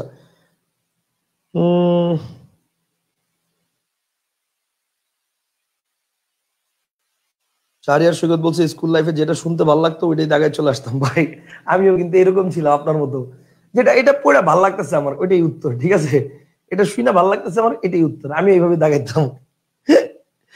ওকে, আচ্ছা ওকে, এরপর আসেন ক্রিয়া জিনিসটা কি। ক্রিয়া হচ্ছে কোনো কাজ, ক্রিয়া হচ্ছে কি বলেন, কোনো কাজ বুঝাবে, কোনো কাজ বুঝালে সেটা হচ্ছে কি, কোনো কাজ বুঝাবে যে পদের দ্বারা সেটা হচ্ছে কি, সেটা হচ্ছে ক্রিয়া। কোনো কাজ বুঝাবে যে পদের দ্বারা সেটা হচ্ছে ক্রিয়া, কোনো কাজ বুঝাবে যে পদের দ্বারা সেটা হচ্ছে ক্রিয়া। কনসেপ্টটা কি ক্লিয়ার? কোনো কাজ বুঝাবে যে পদের দ্বারা সেটা হচ্ছে ক্রিয়া। আচ্ছা ওকে ফাইন। এরপর আসেন আমরা তাহলে এখন চলে যাব যে ক্রিয়াপদের প্রকারভেদের মধ্যে। এখন ক্রিয়াপদের যে প্রকারভেদ, এই প্রকারভেদটা হচ্ছে একটু একটু এদিক ওদিক হয়েছে। এদিক ওদিক হয়েছে মানে মানে ব্যাপারটা হচ্ছে আগে আমাদের যে ক্রিয়াপদের প্রকারভেদটা ছিল এই প্রকারভেদটা কিছুটা কাস্টমাইজ করা হয়েছে। কাস্টমাইজ করা হয়েছে কেন? নতুন মানে আগে আমাদের যে ক্লাস 9 এর ব্যাকরণ বই ছিল সেই ব্যাকরণ বই অনুসারে জাস্ট ছিল এরকম যে ভাব প্রকাশ অনুসারে ক্রিয়া হচ্ছে দুই প্রকার, সমাপিকা অসমাপিকা, সমাপিকা অসমাপিকা, আর গঠন অনুসারে 6 প্রকার, গঠন অনুসারে 6 প্রকার ছিল। এই হচ্ছে আমাদের আগের ক্রিয়াপদ ছিল। কিন্তু এখন আবার এটাকে একটু কাস্টমাইজ করা হয়েছে। এখন এই কাস্টমাইজ ক্রিয়াটা আমি একটু আপনাদেরকে শেখাচ্ছি। কাস্টমাইজ ক্রিয়াটার মধ্যে আমি দেখছি নতুনটাও শেখা হয়ে যাবে, পুরাতনটাও শেখা হয়ে যাবে, এই জন্য দুইটা আমি একসাথে শেখাচ্ছি। কথা বুঝতে পারছেন? দুইটা আমি একসাথে আপনাকে শেখাচ্ছি। আসেন ব্যাপারটা কি আমি একটু ক্রিয়াটা বলে দিই। ব্যাপারটা হচ্ছে কর্মের দৃষ্টির উপর ভিত্তি করে, ব্যাপারটা হচ্ছে কর্মের দৃষ্টির উপর ভিত্তি করে ক্রিয়া, হ্যাঁ কর্মের দৃষ্টির উপর ভিত্তি করে মানে কর্মের উপস্থিতি, ঠিক আছে, সহজ কথা, কর্মের উপস্থিতির উপর ভিত্তি করে, কর্মের উপস্থিতি উপস্থিতির উপর ভিত্তি করে, কর্মের উপস্থিতির উপর ভিত্তি করে, কর্মের উপস্থিতির উপর ভিত্তি করে ক্রিয়া হচ্ছে দুই প্রকার। উপস্থিতির ভিত্তি করে ক্রিয়া তিন প্রকার। ক্রিয়া হচ্ছে কয় প্রকার? তিন প্রকার। কর্মের উপস্থিতির উপর ভিত্তি করে ক্রিয়া হচ্ছে তিন প্রকার। তিন প্রকার কি কি? আসেন, এক নম্বর হচ্ছে সকর্মক। এক নম্বর হচ্ছে কি বলেন? এক নম্বর হচ্ছে সকর্মক। আচ্ছা, দুই নম্বর হচ্ছে অকর্মক। দুই নম্বর কি বলেন? দুই নম্বর হচ্ছে অকর্মক। ঠিক আছে, এক নম্বর সকর্মক, দুই নম্বর অকর্মক, তিন নম্বর হচ্ছে দ্বিকর্মক। তিন নম্বর হচ্ছে দ্বিকর্মক। এক নম্বর সকর্মক, দুই নম্বর অকর্মক, তিন নম্বর দ্বিকর্মক। একটু ভালো করে খেয়াল করেন, এখানে ব্যাপারটা হচ্ছে এই যে কর্ম, যে পদটা কর্ম, এই কর্মপদটা হচ্ছে ফ্যাক্ট। এই কর্মপদটা কি বলেন? ফ্যাক্ট। তাহলে কর্ম কর্ম কর্ম কর্ম তিনটা হচ্ছে কর্ম রিলেটেড। এখন কর্ম জিনিসটা কি বলেন তো? কর্ম হচ্ছে ক্রিয়াকে যদি কি বা কাকে দ্বারা প্রশ্ন করলে উত্তর পাওয়া যায় তাহলে সেটা হচ্ছে কর্ম। ক্রিয়াকে যদি কি বা কাকে দ্বারা প্রশ্ন করলে উত্তর পাওয়া যায় সেটা হচ্ছে কি? সেটা হচ্ছে কর্ম। আমি কি বুঝতে পারছি? ক্রিয়াকে কি বা কাকে দ্বারা প্রশ্ন করলে উত্তর পাওয়া গেলে সেটা হচ্ছে কর্ম। এখন যেহেতু তিনটাই কর্ম রিলেটেড, তাহলে আমরা কিভাবে সিম্পলি জিনিসটা বের করব ব্যাপারটা খেয়াল করেন। একদম সিম্পলি একটা টেকনিক আছে, মানে এর চেয়ে সহজ কোনো টেকনিক, যেটা আমি আপনাকে এখন শেখাবো, এর চেয়ে সহজ কোনো টেকনিক পৃথিবীতে নাই, হইতে পারে না। ব্যাপারটা খেয়াল করেন, সেটা হচ্ছে একটা টিক চিহ্ন, একটা ক্রস চিহ্ন, দুইটা টিক চিহ্ন, শেষ, কাহিনী খালাস। মানে কি ভাই? মানে হচ্ছে ক্রিয়াকে কি বা কাকে দ্বারা কোশ্চেন করলে যদি উত্তর পাওয়া যায় তাহলে সকর্মক, যদি না যায় তাহলে অকর্মক, যদি দুইটা পাওয়া যায় তাহলে দ্বিকর্মক। দ্যাটস ইট, সিম্পল, শেষ। কথা কি বুঝতে পারছেন? যদি বলি ক্রিয়াকে কোশ্চেন করলে যদি কি বা কাকে দ্বারা কোশ্চেন করলে যদি উত্তর পাওয়া যায় তাহলে সকর্মক, যদি না যায় তাহলে অকর্মক, যদি দুইটা পাওয়া যায় তাহলে দ্বিকর্মক, শেষ। যেমন যেমন মনে করেন আমি যদি বলি যে ধরেন আমি বললাম যে ফাহিম, যদি বলি যে ফাহিম, ধরেন মনে করেন ফাহিম ভাত খায়, তো ফাহিম কি খায়? অ্যান্সার আছে। ফাহিম কি খায়? অ্যান্সার আছে, ভাত খায়। তাহলে কি দিয়ে কোশ্চেনগুলো উত্তর পাচ্ছি? ঠিক আছে, তো অ্যান্সার আছে, কি দিয়ে কোশ্চেনগুলো উত্তর পাচ্ছি, সুতরাং এটা হচ্ছে সকর্মক। এখন যদি বলি, শুধু বলি যে ফাহিম খায়, শুধু যদি বলি এইটুক যে ফাহিম খায়, এখন ফাহিম কি খায়? অ্যান্সার আছে, বা ফাহিম কাক, সরি কাকে খায় তো হয় না, ওকে, তো ফাহিম কি খায় এটা তো উত্তর নাই, বা মানে এখানে খায় ক্রিয়াকে কি বা কাকে দ্বারা কোশ্চেনগুলো উত্তর পাওয়া যায় না, সেটা হচ্ছে অকর্মক। আমি কি বুঝতে পারছি? কিন্তু যেটাকে কি বা কাকে দ্বারা কোশ্চেনগুলো উত্তর পাওয়া যাবে সেটা হচ্ছে সকর্মক। আর যদি দুইটা পাওয়া যায় তাহলে দ্বিকর্মক। যেমন আমি যদি বলি ফাহিম পুলককে নিয়ে, মানে ফাহিমের সবচেয়ে ক্লোজ ফ্রেন্ড, যে ওর নাম হচ্ছে পুলক গোস্বামী, ঠিক আছে, ফাহিমের সবচেয়ে ক্লোজ ফ্রেন্ড। তো ব্যাপারটা হচ্ছে যদি ফাহিম পুলককে নিয়ে রুমে ঢুকলো, তাহলে ফাহিম কাকে নিয়ে রুমে ঢুকলো? পুলককে নিয়ে, ঠিক আছে, গ্রুপ স্টাডি করবে এই জন্য, ওকে। তাহলে ফাহিম কাকে নিয়ে রুমে ঢুকলো? পুলককে নিয়ে রুমে ঢুকলো। তাহলে যে কাকে দ্বারা কোশ্চেনগুলো উত্তর পাচ্ছি, তাহলে এটা কি সকর্মক। আমি কি বুঝতে পারছি? কিন্তু যদি বলি শুধু এরকম যে ফাহিম রুমে ঢুকলো, এখন ফাহিম কাকে রুমে ঢুকলো? ফাহিম কি নিয়ে রুমে ঢুকলো? এখানে কিন্তু উত্তর নাই। সো এটা হচ্ছে কি? অকর্মক। কথা বুঝতে পারছেন? ফাহিম বাজারে গেল, তাহলে ফাহিম কি বাজারে গেল? ফাহিম কাকে বাজারে গেল? হয় না। কিন্তু ফাহিম যদি ফাহিম পুলককে সাথে নিয়ে বাজারে গেল, তাহলে কাকে সাথে নিয়ে বাজারে গেল? পুলককে সাথে নিয়ে। তাহলে কি বা কাকে দ্বারা কোশ্চেনগুলো উত্তর পাওয়া গেলে দ্বিকর্মক, না গেলে অকর্মক, শেষ। কথা বুঝতে পারছেন? আর দুইটা পাওয়া গেলে দ্বিকর্মক, পাওয়া গেলে সকর্মক, না পাওয়া গেলে অকর্মক, দুইটা পাওয়া গেলে দ্বিকর্মক। দুইটা পাওয়া গেলে যেমন যেমন মনে করেন আমি যদি বলি যে ধরেন আমি বললাম এরকম যে ফাহিম পুলককে ধরেন একটি গাজর উপহার দিল, তাহলে ফাহিম পুলককে, কাকে? পুলককে। আবার কি উপহার দিল? গাজর উপহার দিল। তাহলে দেখেন কি দিয়ে কোশ্চেনগুলো উত্তর আছে, কাকে দ্বারা কোশ্চেনগুলো উত্তর আছে। আমি আমাকে দিয়ে একটা উদাহরণ দিই, উদাহরণ দিই একটা। যেমন মনে করেন আমি যদি বলি যে বাবা আমাকে একটি কলম দিলেন, তাহলে বাবা আমাকে কি দিলেন? কলম দিলেন। কাকে দিলেন? আমাকে দিলেন। তাহলে কি দিয়ে কোশ্চেনগুলো উত্তর আছে, কাকে দ্বারা কোশ্চেনগুলো উত্তর আছে। যখন দুইটাই থাকবে তখন সেটাকে কি বলবো আমরা? দ্বিকর্মক ক্রিয়া। কথা বুঝতে পারছেন?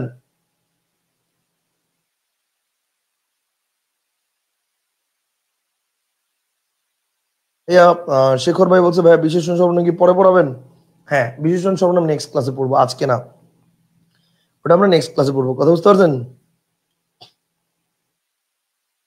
ওকে, আচ্ছা, এবার আসেন আমরা পরের পয়েন্টে যাই।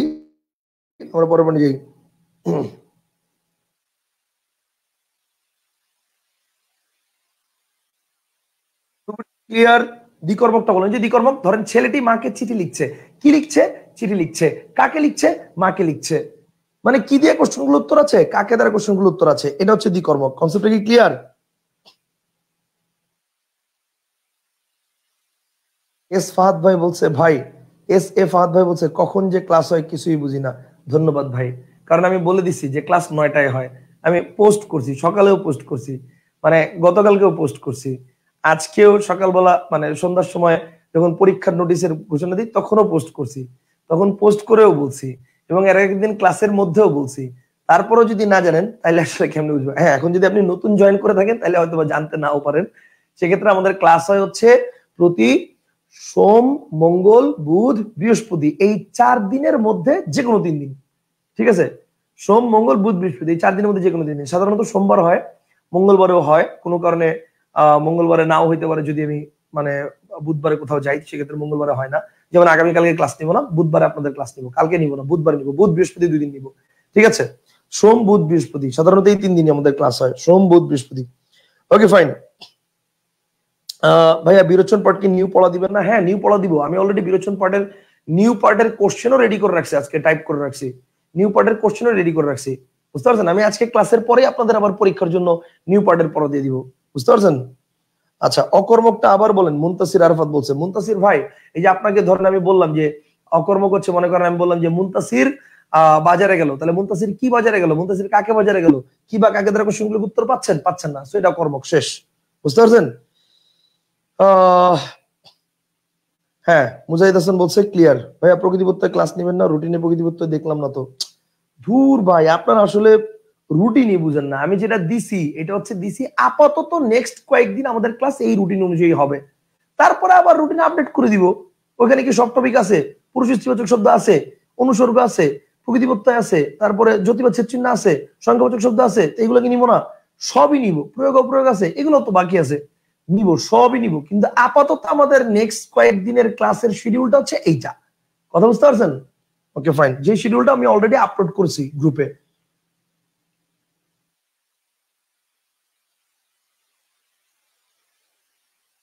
ওকে, ফাইন। আশা করি এই পর্যন্ত ক্লিয়ার। আচ্ছা, তাহলে এই পর্যন্ত ক্লিয়ার। মানে ক্রিয়াপদের কর্মের ভিত্তিতে, কর্মের উপস্থিতির ভিত্তিতে ক্রিয়া কত প্রকার, আশা করি এই পর্যন্ত আপনারা ক্লিয়ার হয়েছেন। কর্মের উপস্থিতির ভিত্তিতে ক্রিয়া কত প্রকার, আশা করি এই পর্যন্ত ক্লিয়ার হয়েছেন। এবার আসেন ভাব প্রকাশের দিক থেকে ক্রিয়া কত প্রকার। ভাব প্রকাশের দিক থেকে ক্রিয়া হচ্ছে 2 প্রকার। ভাব প্রকাশের দিক থেকে ক্রিয়া হচ্ছে কয় প্রকার? 2 প্রকার। একটা হচ্ছে সকর্মক, একটা হচ্ছে অকর্মক। একটা হচ্ছে কি বলেন? একটা হচ্ছে সকর্মক, একটা হচ্ছে কি, একটা হচ্ছে সকর্মক, আরেকটা হচ্ছে কি, আরেকটা হচ্ছে অকর্মক। ভালো করে বুঝেন, একটা হচ্ছে সকর্মক, একটা হচ্ছে অকর্মক। এখন সকর্মক জিনিসটা কি আর অকর্মক জিনিসটা কি? সরি সরি, সকর্মক অকর্মক না, ভুল বলছি। একটা হচ্ছে সমাপিকা, একটা অসমাপিকা। একটা হচ্ছে সমাপিকা আর আরেকটা হচ্ছে অসমাপিকা। একটা সমাপিকা, আরেকটা কি, আরেকটা হচ্ছে অসমাপিকা। ভালো করে বুঝেন, একটা সমাপিকা, একটা অসমাপিকা। এখন ব্যাপারটা হচ্ছে আমরা স্কুল কলেজ কোচিং এ যেভাবে সমাপিকা অসমাপিকা শিখছি, সেটা হচ্ছে মনের ভাব প্রকাশ করলেই সমাপিকা, মনের ভাব প্রকাশ না করলেই অসমাপিকা। মানে পরিপূর্ণ মনের ভাব প্রকাশ না করলে অসমাপিকা, আর পরিপূর্ণ মনের ভাব প্রকাশ করলে সমাপিকা। আমার কথা কি বুঝতে পারছেন? কিন্তু আমরা এখন এইভাবে শিখবো না। কেন শিখবো না ভাই? কারণ কারণ এই সিস্টেমে যদি আপনি শিখেন, তাহলে যৌগিক ক্রিয়া নামে একটা ক্রিয়া আছে, এই ক্রিয়ায় গিয়ে আপনি বাস খাইতে হবে। কেন বাস খাইতে হবে? কারণ যৌগিক ক্রিয়ার সংজ্ঞা হচ্ছে যে বাক্যে একটি অসমাপিকা ক্রিয়া থাকে, যে বাক্যে একটি অসমাপিকা ক্রিয়া থাকে এবং একটি সমাপিকা ক্রিয়া থাকে, তাকে যৌগিক ক্রিয়া বলে। এখন আপনি যদি এভাবে শিখেন যে মনের ভাব পরিপূর্ণভাবে প্রকাশ করলে সমাপিকা, না করলে অসমাপিকা, তাহলে যৌগিক ক্রিয়ার সংজ্ঞাটা কি দাঁড়াবে? যে বাক্যটা মনের ভাব পরিপূর্ণভাবে প্রকাশ করবে না প্লাস করবে, তাকে যৌগিক ক্রিয়া বলে। সেই কারণে আমরা এভাবে শিখবো না। তাহলে আমরা কিভাবে শিখবো? আসেন, অস্বাভাবিক ক্রিয়া চিহ্নিত করার জন্য একটা ট্রিক্স আছে, ট্রিক্সটা আপনাকে শেখাই দিই। সেটা কি? যদি দেখেন ক্রিয়ার সাথে যদি দেখেন এলেতে, এই তিনটার একটা আছে শেষ। যদি দেখেন কি আছে ক্রিয়ার সাথে এলেতে, এই তিনটার একটা আছে, এরই অস্বাভাবিক ক্রিয়া। যেমন দেখেন, আমি হাত মুখ ধুয়ে, আমি পড়তে বসলে, আমি টিভি দেখতে দেখতে, আমি ভাত খেতে খেতে, আমি শুয়ে শুয়ে, ফাহিম ঘুমিয়ে ঘুমিয়ে, ইত্যাদি ইত্যাদি ইত্যাদি আরো অনেক আছে। এরকম এলেতে থাকলে সেটা কি হবে? অস্বাভাবিক ক্রিয়া। ও, আর এই একটা ব্যাপার বলে দিই, এই এটারই হচ্ছে আরেকটা রূপ হচ্ছে সাধু ভাষা। চলিত ভাষা হচ্ছে এ, যেমন আমি পড়তে বসে, আমি হাত মুখ ধুয়ে, আর এটা হচ্ছে কি, আমি হাত মুখ ধুইয়া, আমি পড়তে বসিয়া। মানে এটা হচ্ছে সাধু ভাষায় হচ্ছে আ থাকবে। বুঝতে পারছেন? ওকে, ফাইন। তাহলে এলেতে থাকলে সেটা কি হবে? সেটা হচ্ছে অসমাপিকা ক্রিয়া। এলেতে থাকলে সেটা কি হবে? সেটা হচ্ছে অসমাপিকা ক্রিয়া। আশা করি এ পর্যন্ত ক্লিয়ার।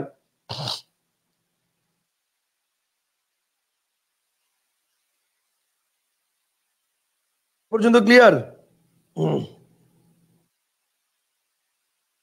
ফাইন।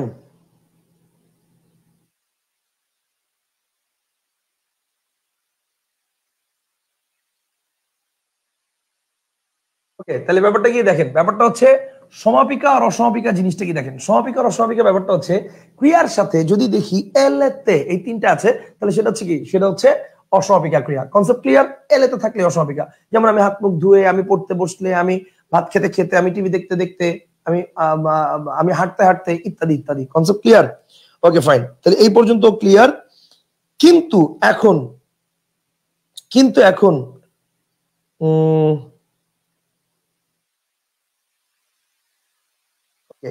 এখন এখানে একটা কথা আছে। কথা কি?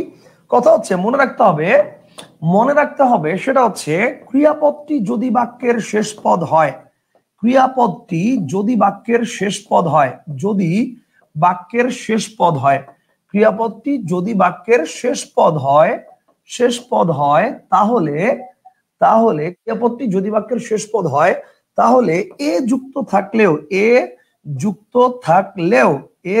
থাকলেও তা সমাপিকা ক্রিয়া হবে। ক্রিয়াপদটি যদি বাক্যের শেষ পদ হয় তাহলে এ যুক্ত থাকলেও তা সমাপিকা ক্রিয়া হবে। কথা বুঝতে পারছেন? তা অসমাপিকা ক্রিয়া হবে না। যেমন কি, যেমন দেখেন, আমি যদি বলি স্কুল ছুটি হলে ঘন্টা বাজে, এ আছে কিন্তু বাক্য তো শেষ, তো সমাপিকা ক্রিয়া। আমি যদি বলি যে রোজ রাতে সে ঘুম থেকে উঠে পড়তে বসে, এ আছে কিন্তু বাক্য তো শেষ। যদি বলি বাইরে অঝোর ধারায় বৃষ্টি পড়ছে, এ আছে কিন্তু বাক্য তো শেষ। সো ব্যাপারটা হচ্ছে এরকম যে এলেতে থাকলে সেটা অস্বাভাবিক ক্রিয়া, কিন্তু ক্রিয়াপদটা যদি বাক্যের শেষ পদ হয় এবং লাস্টে যদি সেক্ষেত্রে এ থাকে তাহলে তাও সেটা স্বাভাবিক ক্রিয়া হবে। আমি কি বুঝতে পারছি? আমি আশা করি বুঝতে পারছেন, আশা করি বুঝতে পারছি। এনামুল করিম বলছে, স্যার আমি নতুন আপনার ক্লাসে জয়েন করেছি, প্রথম থেকে আমি আপনার ক্লাস করতেছি রেকর্ড দেখে দেখে, কিন্তু সমস্যা রয়েছে, সেই সমস্যাগুলো কিভাবে আপনাকে জানাবো। এনামুল করিম ভাই আমাকে মেসেঞ্জারও জানাতে পারেন, অথবা আপনাদের যে ডিসকাশন গ্রুপ আছে সেখানেও পোস্ট করতে পারেন, সেখানেও আপনাদের মানে আলোচনা করতে পারেন, বন্ধু বান্ধবরাও হেল্প করবে, কোনো সমস্যা নেই, মানে আপনার সহপাঠী যারা আছে। আচ্ছা, ওকে ফাইন।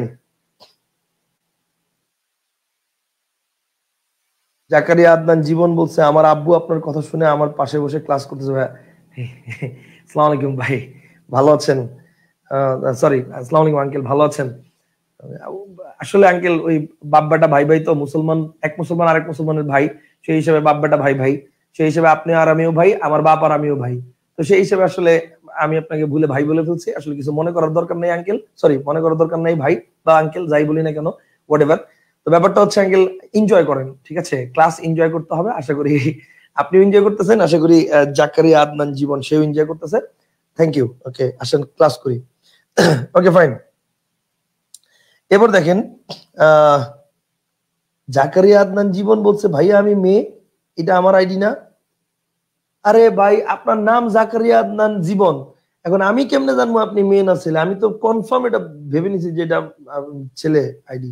যাই হোক, হোয়াট এভার, আমরা ওইদিকে না যাই। ওকে, তাহলে এবার আসেন, ক্রিয়াপদটি যদি বাক্যের শেষ পদ হয় তাহলে এটা এটা আশা করি তাহলে অস্বাভাবিক ক্রিয়া। ক্লিয়ার? হ্যাঁ ভাইয়া, তাহলে স্বাভাবিক কি? ওই যে এলেতে ছাড়া বাকি যা আছে, যেমন আমি ভাত খাচ্ছি, আমি ভাত খাবো, আমি ভাত খেয়েছি, আমি ভাত খাইতে থাকবো, আমি ভাত খাচ্ছিলাম, যা আছে সব স্বাভাবিক ক্রিয়া, শেষ। ঠিক আছে? এলেতে ছাড়া বাকি যা আছে সব স্বাভাবিক ক্রিয়া। Concept clear? তাহলে ভাব প্রকাশের দিক থেকে ক্রিয়া হচ্ছে কত প্রকার সেটা আমরা দেখলাম। তবে আগের বইতে আমাদের শুধুমাত্র আলোচনা ছিল, কিন্তু নতুন বইতে এখানে আবার একটা কথা করছে, সেটা হচ্ছে অসমাপিকা ক্রিয়া আবার 3 প্রকার। নতুন বইতে এটা করছে। অসমাপিকা ক্রিয়া কত প্রকার ভাই? অসমাপিকা ক্রিয়া আবার করছে 3 প্রকার। কথা বুঝতে পারছেন? এখন দেখেন, অসমাপিকা 3 প্রকার কি কি? অসমাপিকা ক্রিয়া করছে আবার 3 প্রকার। 3 প্রকার কি কি খেয়াল করেন। তিন প্রকার হচ্ছে, ব্যাপারটা হচ্ছে এরকম। আচ্ছা, তাহলে ব্যাপারটা হচ্ছে অস্বাভাবিক ক্রিয়া 3 প্রকার। এখন 3 প্রকার জিনিসটা কি খেয়াল করেন। 3 প্রকারের ব্যাপারটা হচ্ছে এরকম যে একটা হচ্ছে ভূত অস্বাভাবিক ক্রিয়া, একটা হচ্ছে ভাবী অস্বাভাবিক ক্রিয়া, একটা হচ্ছে ভাবী অস্বাভাবিক ক্রিয়া, আর আরেকটা হচ্ছে শর্ত অস্বাভাবিক ক্রিয়া। একটা হচ্ছে ভূত অস্বাভাবিক ক্রিয়া, একটা হচ্ছে ভাবী অস্বাভাবিক ক্রিয়া, আর একটা হচ্ছে শর্ত অস্বাভাবিক ক্রিয়া। 3টা আছে, ঠিক আছে? ভূত অস্বাভাবিক ক্রিয়া, ভাবী অস্বাভাবিক ক্রিয়া, আর শর্ত অস্বাভাবিক ক্রিয়া। এখন কথা হচ্ছে ভাই, ভূত অস্বাভাবিক ক্রিয়া কোনটা, ভাবী অস্বাভাবিক ক্রিয়া কোনটা, এটা তো জীবনে শুনিই নাই। এবার আসেন, ব্যাপারটা হচ্ছে ভালো করে বুঝাচ্ছি, খেয়াল করেন। এখানে ভূত অস্বাভাবিক ক্রিয়া আগে, মানে অস্বাভাবিক ক্রিয়া তো এলেতে থাকবে, কিন্তু এই অস্বাভাবিক ক্রিয়ার কাজটা হয়ে গেছে, সেটা হচ্ছে ভূত অস্বাভাবিক ক্রিয়া। যেমন যেমন মনে করেন আমি যদি বলি যে যদি বলি যে যদি বলি এরকম যে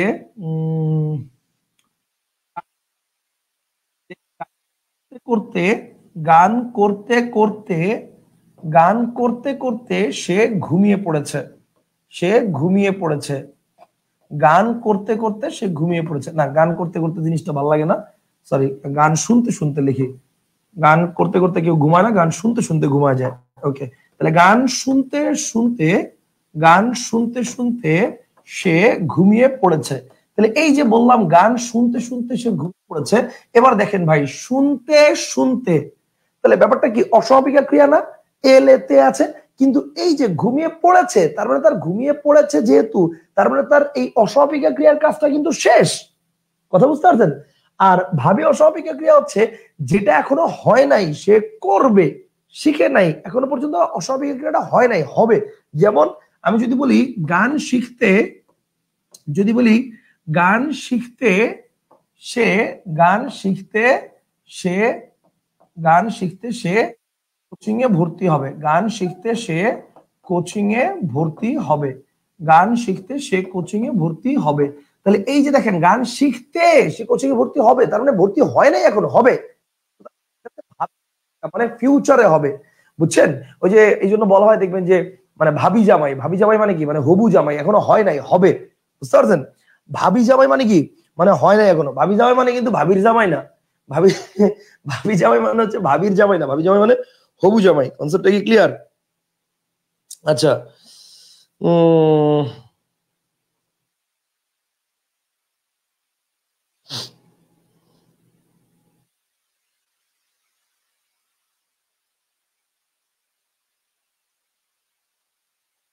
আচ্ছা, এবার দেখেন তাহলে গান শুনতে শুনতে সে ঘুমিয়ে পড়েছে, গান শিখতে সে কোচিং এ ভর্তি হবে। আর শর্ত অস্বাভাবিক ক্রিয়া হচ্ছে মানে এটা করলে ওইটা হবে, এরকম শর্ত বুঝাবে। যেমন আমি যদি বলি যে পড়ালেখা করলে পাশ করবে, যদি বলি এরকম যে পড়ালেখা, পড়ালেখা করলে পাশ করবে, পড়ালেখা করলে পাশ করবে, পড়ালেখা না করলে পাশ করবে না, তাহলে ব্যাপারটা হচ্ছে এরকম যে পড়ালেখা করলে পাশ করবে। তাহলে এই যে করলে, তাহলে ব্যাপারটা হচ্ছে কি, এটা অস্বাভাবিক ক্রিয়া ঠিক আছে, কিন্তু এটা দ্বারা একটা শর্ত বুঝাচ্ছে, পড়ালেখা করলে পাশ করবা, না করলে পাশ করবা না। কথা বুঝতে পারছেন? পড়ালেখা করলে পাশ করবা, না করলে পাশ করবো না, সেটা হচ্ছে এরকম বোঝাচ্ছে।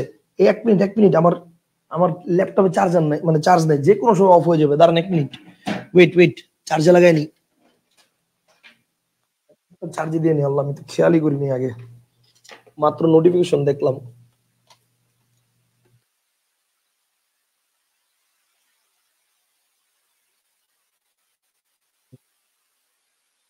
নোটিফিকেশনটা যদি না দেখতাম তাহলে তো মনে করেন হঠাৎ করে ক্লাস অফ হয়ে যেত। Okay fine. হ্যাঁ, তাহলে পড়ালেখা করলে পাশ করবে, এটা হচ্ছে কি, এটা হচ্ছে কন্ডিশনাল ব্যাপার, ঠিক আছে? ওকে ফাইন। তাহলে ভূত অস্বাভাবিক ক্রিয়া কোনটা বলেন তো? ভূত অস্বাভাবিক ক্রিয়া হচ্ছে যেটা হয়ে গেছে, আর ভাবি অস্বাভাবিক যেটা হবে, ঠিক আছে?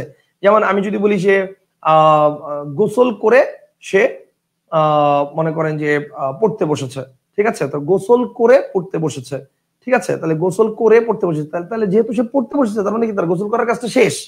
কথা বুঝতে পারছেন? আর যদি বলি এরকম যে মনে করেন যে ভাত খেয়ে সে স্কুলে যাবে, তার মানে ভাত খেয়ে স্কুলে যাবে, এখনো যায় নাই, যাবে, বা ভাতও খায় নাই, খাবে, তার মানে এই অস্বাভাবিক ক্রিয়াটা এখনো হয় নাই, এটা ভাবি অস্বাভাবিক ক্রিয়া। বুঝতে পারছেন? আর ভূত হচ্ছে যেটা হয়ে গেছে, আর শর্ত হচ্ছে যেটা কন্ডিশনাল। Concept clear? আশা করি বুঝতে পারছেন।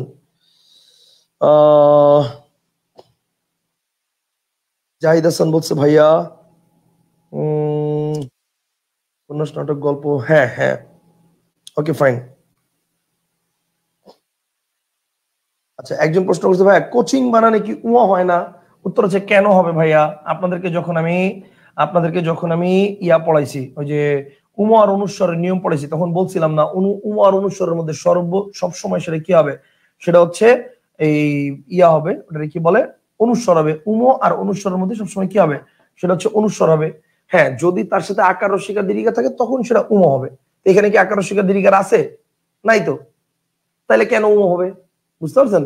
হ্যাঁ, আপনি যদি বানানটা এইভাবে লেখেন, আপনি যদি বানানটা এইভাবে লেখেন যে কোচিং এ, মানে উমর সাথে একার দেন কোচিং এ, ঠিক আছে, তাইলে এটা হবে, কিন্তু সেটা হচ্ছে বিদ ঘুটে লাগবে দেখতে। তো সেই ক্ষেত্রে ব্যাপারটা হচ্ছে মূল শব্দটা কোচিং আর তারপরে অন্তস্থ একার, এটা দেওয়াই বেটার।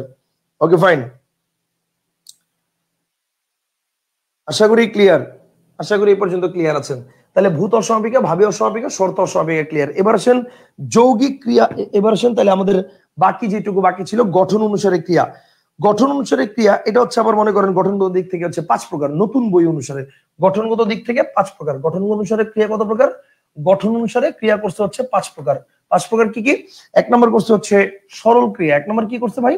সরল ক্রিয়া। এখন সরল ক্রিয়া জিনিসটা কি?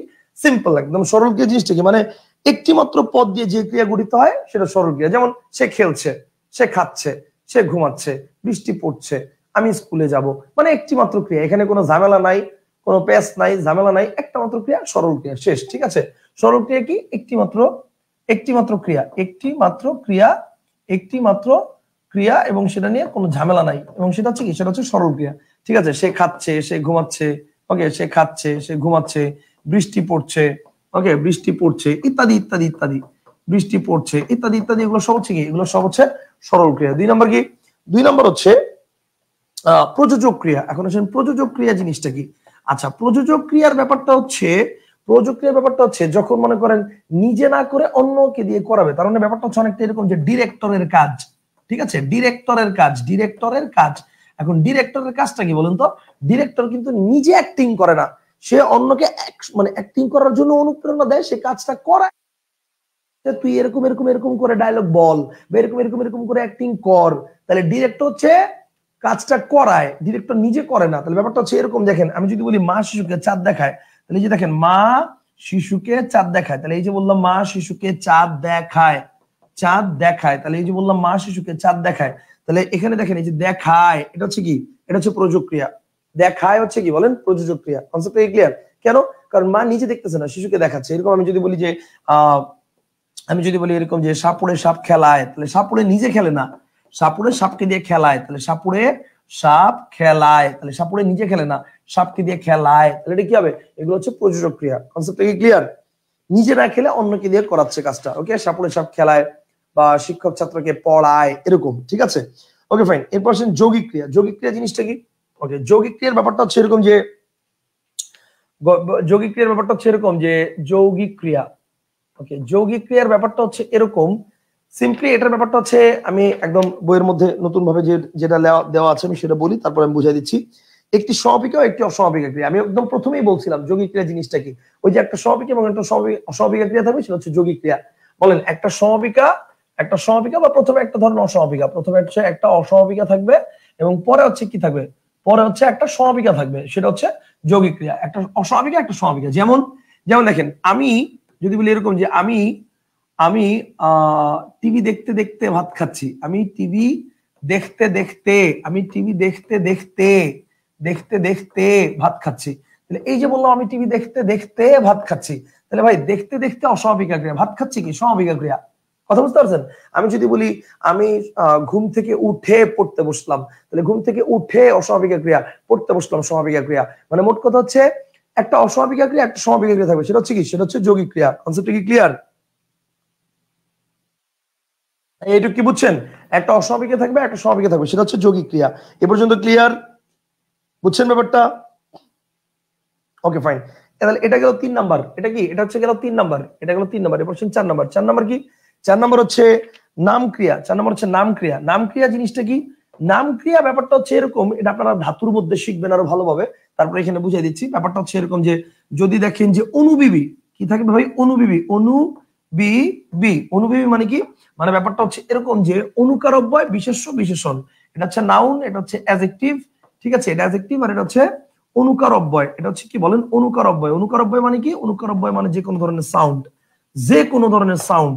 ঠিক আছে, যেমন এই যে মনে করেন চামচের ঝনঝনানি, বৃষ্টির ঝমঝমানি, যে কোনো ধরনের সাউন্ড। ঠিক আছে, বাতাসের শনশন শব্দ, যে কোনো ধরনের সাউন্ড, যে কোনো ধরনের সাউন্ড, এইটা রিলেটেড যদি কোনো ক্রিয়া হয় সেটা হচ্ছে কি? সেটা হচ্ছে নাম ক্রিয়া। যেমন যেমন মনে করেন আমি যদি বলি যে যেমন মনে করেন আমি যদি বলি যে কঞ্চিটি বাঁকিয়ে ধরো, তাহলে বাঁকিয়ে হচ্ছে কি? অ্যাডজেক্টিভ। বাঁকা হচ্ছে কি? অ্যাডজেক্টিভ।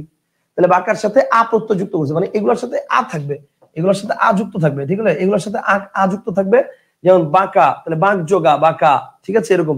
যেমন মনে করেন আমি যদি বলি বিশেষ্য দিয়ে, যেমন মনে করেন আমি যদি বলি ছেলেটি ঘুমাচ্ছে বা লোকটি ঘুমাচ্ছে, এই যে দেখেন ঘুমাচ্ছে বললাম, ঘুমাচ্ছে, তো ঘুমাচ্ছে কি ক্রিয়া না, বলেন ঘুমাচ্ছে কি ক্রিয়া। এখন এই ঘুমাচ্ছে ক্রিয়াটা হইছে কি দিয়া বলেন তো, ঘুমা এই ধাতু দিয়ে হইছে, ঘুমা হচ্ছে ক্রিয়া মূল, এখন ঘুমা হইছে কি দিয়া, নাউন দিয়া, ঘুম হচ্ছে নাউন, তার সাথে যুক্ত হইছে আ। কথা কি বুঝতে পারছেন? তাহলে নাউনের সাথে আ প্রত্যয় যুক্ত হয়ে তারপর হচ্ছে ঘুমাচ্ছে। তাহলে অনুবিবি যোগ আ এটা হচ্ছে নাম ধাতু।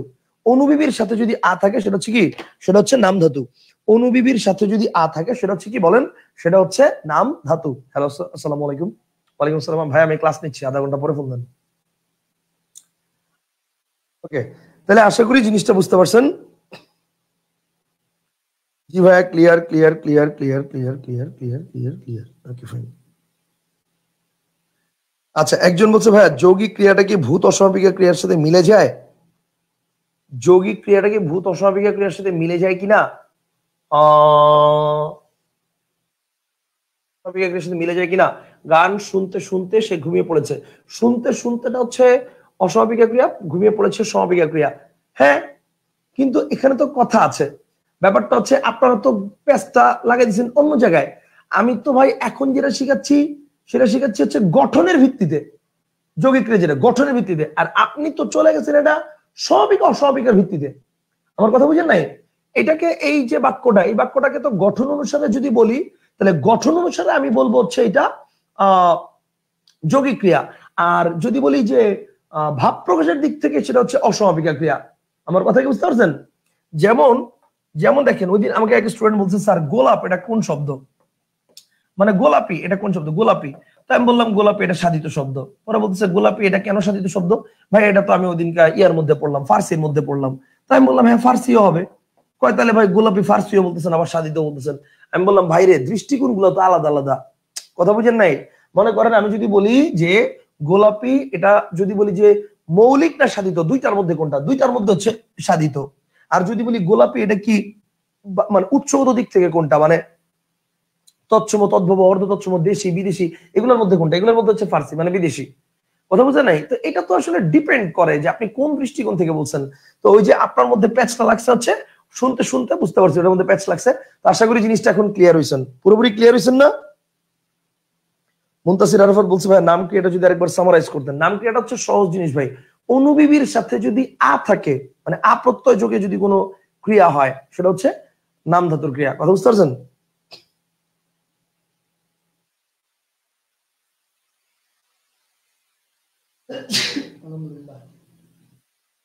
Okay, I'm sorry.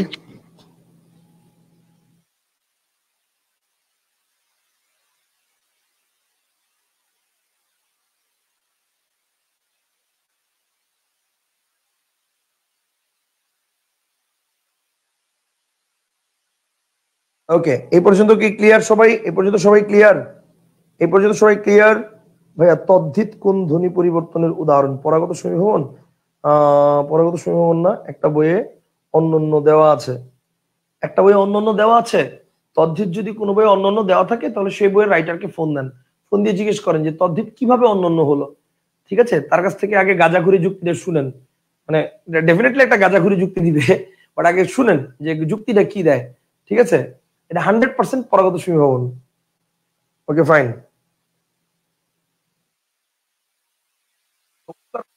একজন জিজ্ঞেস করছে স্যার অনুকারব্যটা বলবেন কি? অনুকারব্য হচ্ছে ভাই যে কোনো ধরনের সাউন্ড, অনুকারব্য হচ্ছে যে কোনো ধরনের সাউন্ড। কথা বুঝতে পারছেন? যে কোনো ধরনের সাউন্ড সেটা হচ্ছে অনুকারব্য। ওকে ফাইন। তাহলে এবার দেখেন, তাহলে এটা হচ্ছে আমরা বলতেছিলাম যে অসমাপিক ক্রিয়া। আশা করি এখন আপনি ক্লিয়ার হয়েছেন, নাম ধাতু যৌগিক ক্রিয়ার পরে নাম ক্রিয়া, এটা আশা করি ক্লিয়ার হয়েছেন। আচ্ছা, এরপর দেখেন আমি যদি বলি মিশ্র ক্রিয়া। মিশ্র ক্রিয়ার ব্যাপারটা কি? মিশ্র ক্রিয়ার ব্যাপারটা হচ্ছে বইয়ে যেভাবে আছে সেভাবে পড়ার দরকার নেই, আমি যেভাবে পড়াই মিশ্র ক্রিয়াটা সেভাবে পড়েন। সেটা কি? সেটা হচ্ছে 5 নম্বর পয়েন্ট মিশ্র ক্রিয়া। সেটা কি? যদি কোনো নাউনের সাথে, যদি কোনো নাউনের সাথে নির্দিষ্ট কিছু ধাতু বা ক্রিয়ামূল থাকে, নির্দিষ্ট কিছু ধাতু বা ক্রিয়ামূল কি? আমার সাথে সাথে বলেন, ধরকর মার্চাল অথবা কাটখা যা পড়, ধরকর মার্চাল অথবা কাটখা যা পড়, এই 10টা থাকে, এই 10-11টা থাকে। খেয়াল করেন, যেমন মনে করেন ধর, ঠিক আছে, ধর কর মার, ধর কর ছাড়, হ দে পা কাট খা যা, কাট খা খাওয়া শেষ এবার যা, কাট খা খাওয়া শেষ এবার যা, শেষ। ঠিক আছে, তাহলে ধর কর মার ছাড় হ দে পা কাট খা যা, নাউনের সাথে যদি দেখেন এইগুলো নিয়ে কোন একটা ক্রিয়ামূল আছে, মানে ক্রিয়াপদ আছে, তাহলে সেটা হচ্ছে যৌগিক, সরি সেটা হচ্ছে মিশ্র ক্রিয়া। যেমন দেখেন আমরা তাজমহল দর্শন করলাম, তাহলে দর্শন নাউন, করলাম এই যে এই ক্রিয়া দেওয়া হয়েছে, কর দিয়ে দেওয়া হয়েছে। তারপর দেখেন যেমন মনে করেন যদি বলি যে আজকে একটা বাঘ মারলাম, তাহলে বাঘ নাউন, ঠিক আছে, মারলাম ক্রিয়ামূল। তারপর হচ্ছে মনে করেন ভাত দে হারামজাদা, নাহলে মানচিত্র চিবিয়ে খাবো, ভাত নাউন, তারপর হচ্ছে দে ক্রিয়ামূল। আবার এই পা মানে কিন্তু এই যে মানে পা, লেগ পা না, এই পা মানে পাওয়ার পা। যেমন আমি তুমি তুমি একটা ভালো চাকরি পাও, আপনি একটা ভালো চাকরি পান, এইচএসসি তে A+ পান, এটা বুঝতে পারছেন, এরকম কিছু।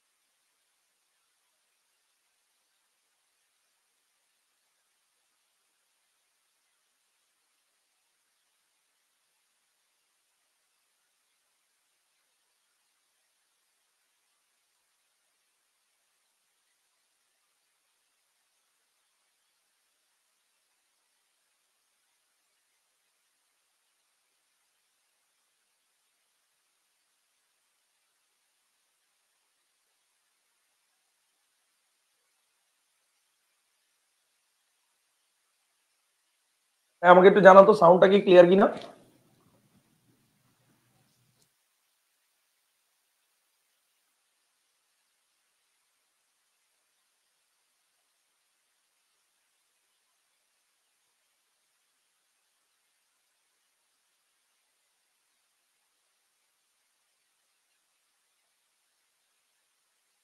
আচ্ছা ক্লিয়ার, ওকে, থ্যাংক ইউ।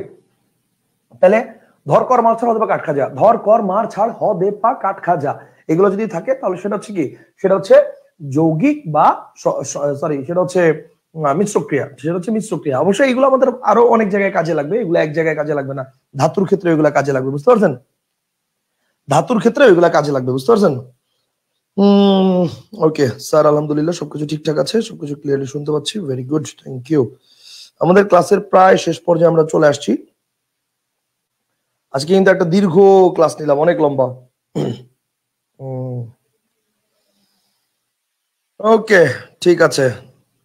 আচ্ছা তাইলে ধরকর মছার ওদের কাট খাজা, আশা করি এইগুলা যদি থাকে নাউনের পরে তাহলে সেটা হচ্ছে মিশ্র ক্রিয়া হবে। যেমন পড়, পড়ও হতে পারে, ঠিক আছে, যেমন অজর ধারায় বৃষ্টি পড়ছে, তাহলে বৃষ্টি নাউন, পড় ক্রিয়ামূল, এরকম, বুঝতে পারছেন।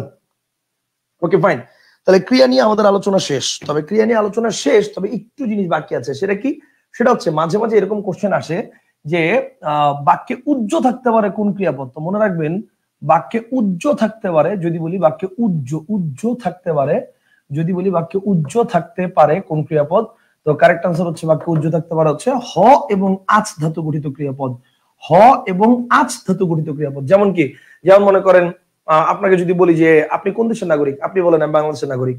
এখন এই আমি বাংলাদেশের নাগরিক, এই বাক্যের মধ্যে ক্রিয়া কই, ক্রিয়া হচ্ছে উজ্জ আছে, ক্রিয়া কোথায়, হই, আমি হই বাংলাদেশের নাগরিক, ওই হইটা উজ্জ আছে, কথা বুঝতে পারছেন। বা মনে করেন তুমি কেমন আছো, এখন আপনি উত্তর দিলেন ভালো, তাহলে আপনি কি বলতে হবে যে আমি ভালো আছি, না বললেও চলে। তো এই যে হ এবং আচ, এই হ এবং আচ ধাতু গঠিত ক্রিয়াপদ বাক্যে উজ্জ থাকতে পারে। সো এটাই হচ্ছে এখানে বলা হয়েছে যে বাক্যে উজ্জ থাকতে পারে কোন ক্রিয়াপদ, কারেক্ট আনসার হচ্ছে হ এবং আচ ধাতু গঠিত ক্রিয়াপদ, কথা বুঝতে পারছেন।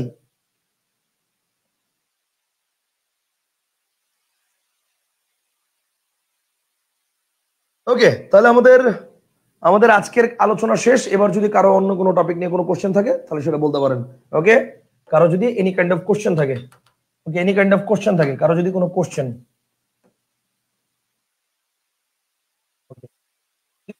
থাকে তাহলে কোশ্চেন থাকলে বলতে পারেন, কোশ্চেন্স বলেন, যে কারো যে কোনো ধরনের কোশ্চেন থাকলে কোশ্চেন গুলো বলতে পারেন, আমরা কোশ্চেন নিয়ে আলোচনা করতে পারি। আমাদের মোটামুটি বিশেষ আর ক্রিয়া নিয়ে আলোচনা করা শেষ। মারুফ বলছে সমধাতুজ কর্ম সম্পর্কে একটু বলেন, ওটা আজকে না। আচ্ছা তারপর জিজ্ঞেস করছেন যেহেতু বলে দিই, ব্যাপারটা হচ্ছে যে ক্রিয়া এবং কর্ম যদি একই ধাতু থেকে উৎপন্ন হয় সেটা হচ্ছে সমধাতুজ কর্ম। এটাকে ধাত্বার্থক কর্ম বলে। যেমন আমি যদি বলি যে কি গানটাই না গেল, ঠিক আছে, কি গানটাই না গেলে, মানে কি গানটাই না গাইলে, তাহলে সরি ধুর কি বলতেছি, মনে করেন যে এরকম যে কি খাওয়াটাই না খেলাম, তাহলে খাওয়া খেলাম যদি কিন্তু খা ধাতু থেকে আসছে।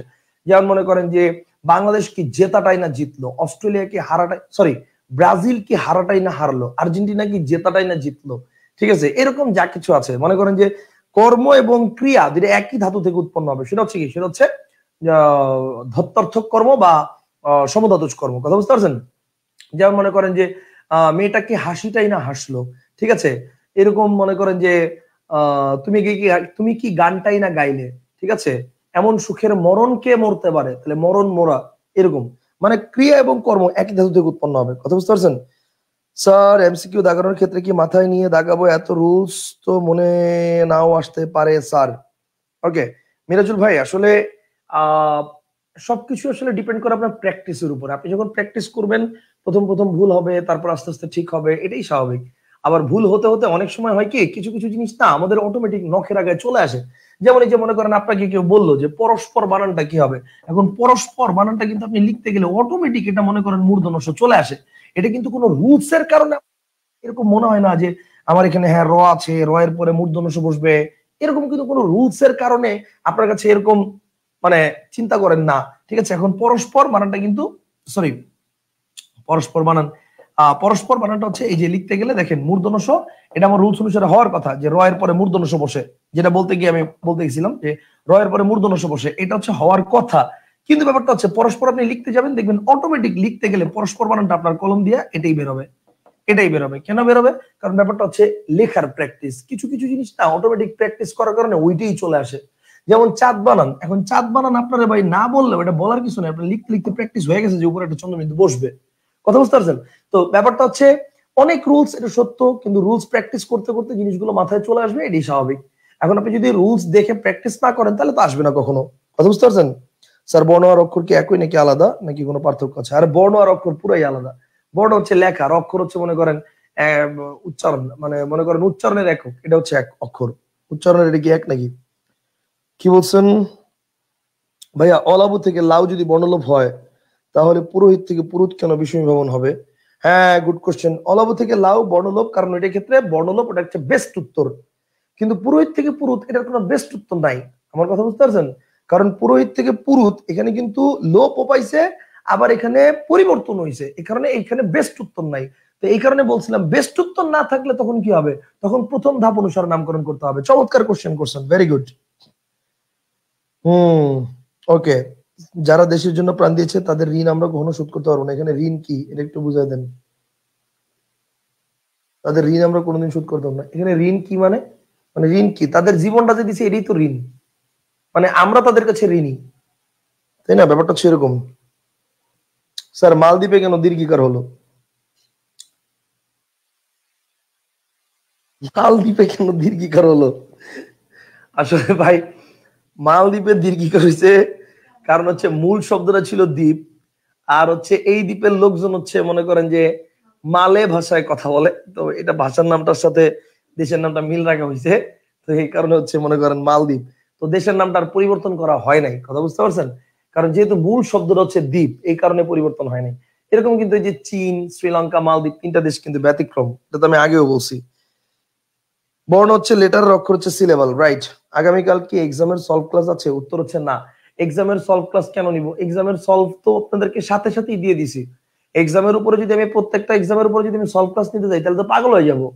এক্সামের উপরে স্পেসিফিক কোনো কোশ্চেন থাকলে সেই কোশ্চেনের উপরে মনে করেন আলাদা কোন একটা ক্লাসের পর আপনারা বলবেন যে ভাই এটা পারি না, বুঝাই দেন। প্রত্যেকটা কোশ্চেনের যদি আমি এক্সামের পর সলভ ক্লাস নিতে যাই তাহলে তো পাগল হয়ে যাবো আমি। তাহলে মনে করেন আপনাদের কোর্স তো ডিউরেশন সেই লম্বা হবে, এত লম্বা তো মানে ক্লাস ইয়া করা যাবে না। ভাইয়া এটা বলেন, বললাম তো। ইতিবাচক এবং নেতিবাচক বুঝাই দিলে ভালো হতো। এটা কি বুঝাবো? ইতিবাচক মানে হা বোধক, নেতিবাচক মানে না বোধক। মানে মনে করেন আমি যদি বলি যে আমি সকাল থেকে না খেয়ে আছি, এটা হচ্ছে না খেয়ে আছি, মানে যে না নেই নি এই ধরনের বাক্য থাকলে নেতিবাচক। আর যদি বলি এই বাক্যটাই বলবো কিন্তু না নেই নি এগুলো এগুলো না বলে বলবো, তাহলে ব্যাপারটা হচ্ছে এরকম যে আমি সকাল থেকে উপোস আছি, আমি সকাল থেকে উপোস আছি মানে কি না খেয়ে আছি, একই কথা। বুঝতে পারছেন? কিন্তু ওই না নেই নি এগুলো ব্যবহার করা যাবে না। আচ্ছা উচ্চারণের উপর কোনো ক্লাস নাই, আরে নিব, পরে নিব। কি বলছেন ভাই? নাসিক কি ভবন, অঘোষী ভবন এগুলো কি পড়বো? না, দরকার নাই।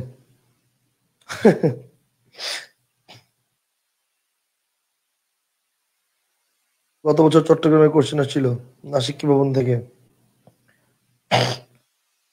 একবার জাস্ট রিডিং দিয়ে নিন, কিন্তু অত গুরুত্বের সাথে দেখার দরকার নাই স্যার। নবম দশম শ্রেণীর ব্যাকরণ বইয়ের যৌগিক ক্রিয়ার একটা উদাহরণ হলো এখন যেতে পারো, অনুমোদন অর্থে। এটা কোন অর্থে? এটা বোঝার উপায় কি, নাকি প্র্যাকটিসের ব্যাপার? কেন, এটা হচ্ছে প্র্যাকটিসের ব্যাপার, তারপর সেন্সও তো একটা কাজ করে। যেমন এখন যেতে পারো মানে কি, মানে হচ্ছে আপনি আমার কাছে অনুমতি চাইছেন যে আমি কি যাবো কিনা, তখন সে আমি বলছি যে এখন যেতে পারো, তখন কি আমি অনুমোদন দিছি। কথা বুঝেন নাই? ভাবির পরীক্ষা কবে হবে? মার্চের আগে হওয়ার কথা না। উচ্চারণের উপর ক্লাস করাবেন না? হ্যাঁ করব, পরে করাবো। উম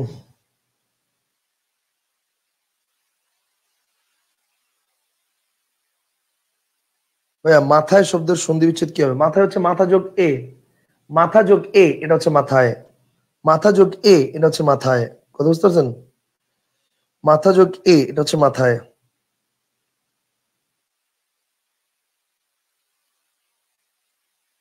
ওকে, তাহলে এই পর্যন্ত ক্লিয়ার? আচ্ছা, সেই শাহরিয়ার বলছে ভাইয়া সাহিত্য মানে গুচ্ছের ভর্তি পরীক্ষা তো সাহিত্য নিজস্ব বিশেষণের দ্বিত্ব প্রয়োগে বহুবচনের একটা টাচ দেন। বিশ্ব বিশেষণের বহুবচনের একটা টাচ দিব কেন? এটা নিয়ে তো বচনের উপরে আপনাদের আহ, আলাদা ক্লাসই হবে বা হইছে, তাহলে এটা আপনারা ওখানেই পাবেন। এখানে টাচ দেওয়ার কি আছে, পরে এটা ডিটেলস আলোচনা করব বা করছি। আচ্ছা, ব্যাকরণ থেকে কম আসে, বাংলা সাহিত্য থেকে বেশি আসে, শাহরিয়ার বলছে। আচ্ছা, গুচ্ছের হিসাবটা ভাই আলাদা, সেটার জন্য তো আপনি মনে করেন, শুনেন ব্যাকরণের বিষয়টা কি, ব্যাকরণ বিষয়গুলো কিন্তু আপনি নিজে না পড়ায় দিলে বুঝবেন না, আর ফার্স্ট পেপারের বিষয়গুলো কিন্তু আপনি নিজে পড়ে শেষ করতে পারবেন। কথা বুঝেন নাই?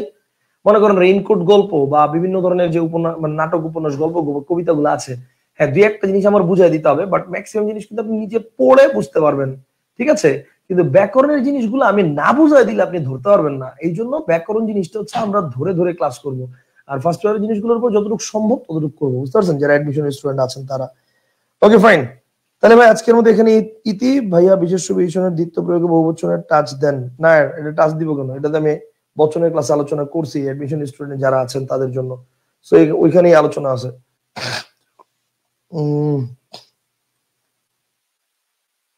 ওকে, আশা করি আশা করি এই পর্যন্ত আমরা আলোচনা কমপ্লিট। আমরা নেক্সট ক্লাস হচ্ছে আমরা পরশুদিন নিব ইনশাআল্লাহ, পরশুদিন রাত্রেবেলা। সো পরশু রাতে আমাদের ক্লাস হবে। কয়টায় হবে আমি টাইম জানায় দিব। সন্ধ্যার দিকে হবে পরশুদিন রাতের ক্লাসটা, ধরেন 7টার দিকে। ঠিক আছে?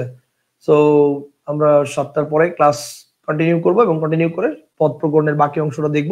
ওটা দেখে তারপর হচ্ছে আমরা হচ্ছে তারপরে পরের দিন আবার ক্লাস করব। আর হচ্ছে আমি ক্লাসের পরেই আজকে আবার নতুন ইয়ে দিয়ে দিচ্ছি, ওই রুটিন দিয়ে দিচ্ছি নেক্সট উইকের পরীক্ষার জন্য। ঠিক আছে?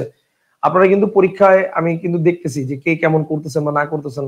ঠিক আছে? এই পরীক্ষার উপরে কিন্তু আমি পরবর্তীতে দেখা যাবে যে কোনো পুরস্কারের ব্যবস্থা করতে পারি। ঠিক আছে? তো তখন কিন্তু দেখা যাবে যে যারা আসলে সিরিয়াসলি পরীক্ষাগুলো দিচ্ছেন তারা কিন্তু দেখা যাবে যে হঠাৎ করে আপনি কোনো পুরস্কারও পেয়ে যেতে পারেন। ওকে, ঠিক আছে, তাহলে আজকের মধ্যে এখানে ইতি। ভালো থাকবেন ভাই। শব্দার্থ আমরা কোনগুলো পড়বো? শব্দার্থ হচ্ছে আপনারা পড়বেন হচ্ছে ইয়ার থেকে, শব্দার্থ আপনারা টেক্কার থেকে পড়েন। টেক্কার মধ্যে বইয়ের ইন্টার ইন্টার রিলেটেড শব্দার্থ দেওয়া আছে, আবার গল্পের বাইরের শব্দার্থ দেওয়া আছে। ওকে ফাইন, ঠিক আছে, তাহলে আজকের মধ্যে এখানে ইতি। সবাই ভালো থাকেন, আল্লাহ হাফেজ, আসসালামু আলাইকুম, বাই।